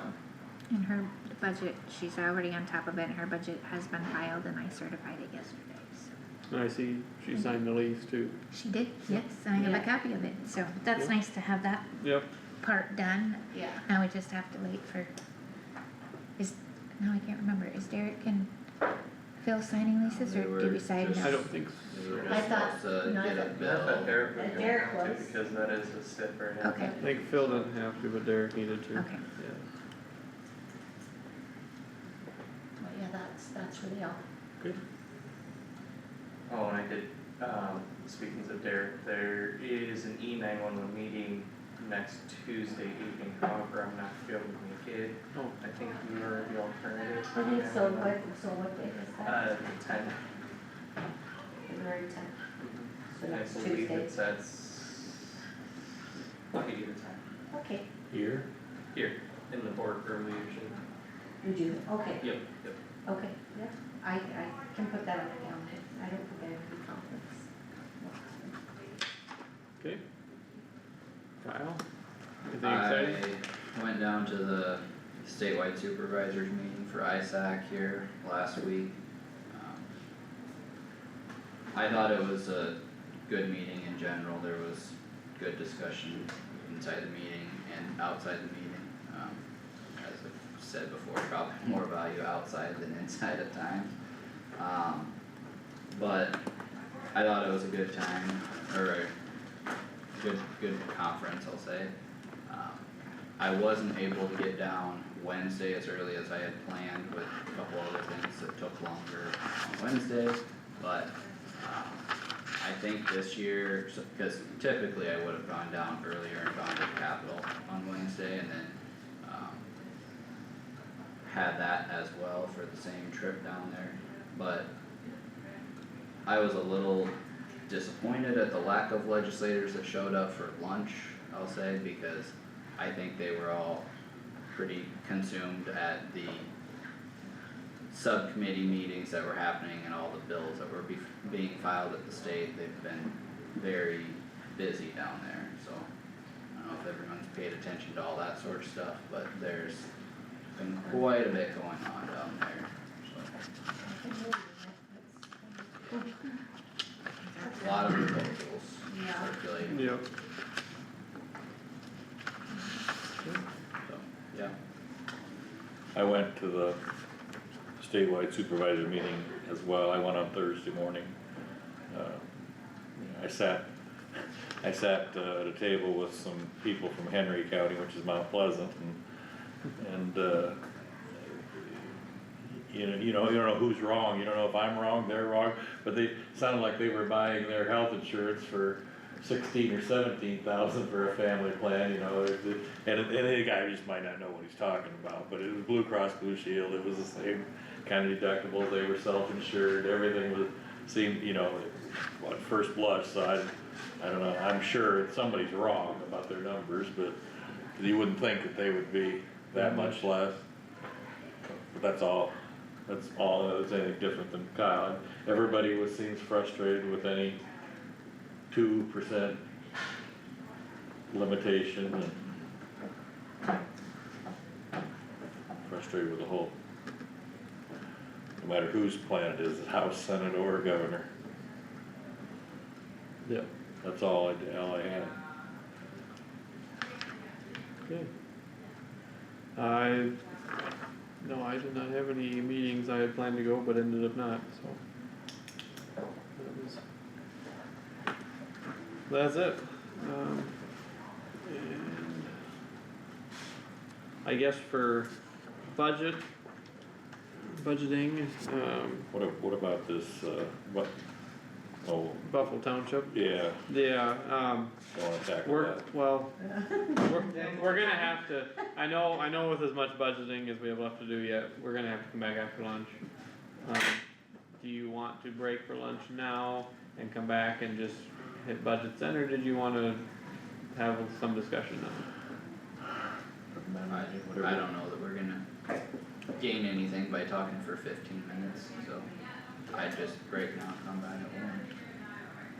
Is that fine, everybody? Yep. Okay, we will come back at 1 o'clock then and talk budgets. See how far we get. Sounds good. At 1 o'clock. 1 o'clock. Howard, Yeah. I got this in the mail, and I know you had talked to him about that. So I thought you made it clear that he has to have one, is he not gonna be? I not only made it clear, I gave him the code number, and I can show you his response to me, his response as well, it's nice to know that it is required. Yeah, so I'm kinda confused by that. I can ask him. Okay, would you ask him and see? So if what maybe- does it say? Is It that says saying he his was bond is canceled? canceled, yeah, Just him, yeah, just him. and there's 2 Private others? trustee. Yeah, okay, that's fine,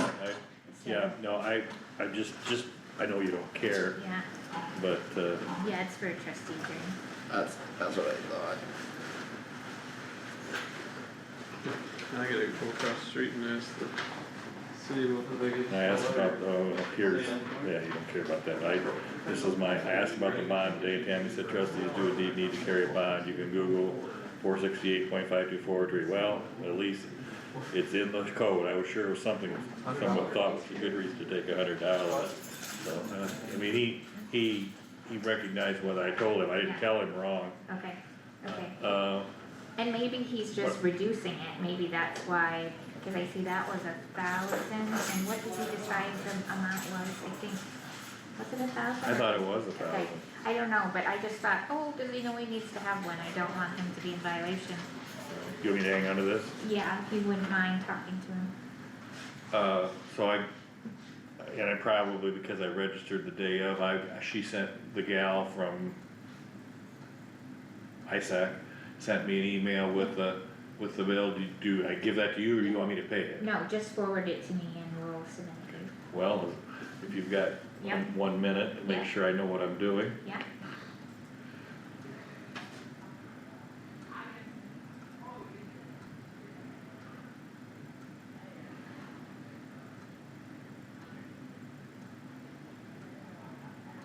I guess she sent it right at the time while I was standing there. That's not it. It was Thursday, so it's gotta be right here somewhere. There it is. So I know I hit forward. Yeah. I was gonna. Yes, I do. Okay. And I know I can type in Tammy. Yeah.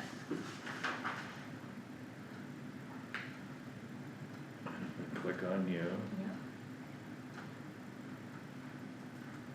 and just hit send. Yeah. You may have forgotten to attach your file. Send anyway. Okay, perfect. And is there a special form for the mileage? Yes. So So stop go and get see one? Brittany, Yeah, okay. and she'll give you a form. Okay. I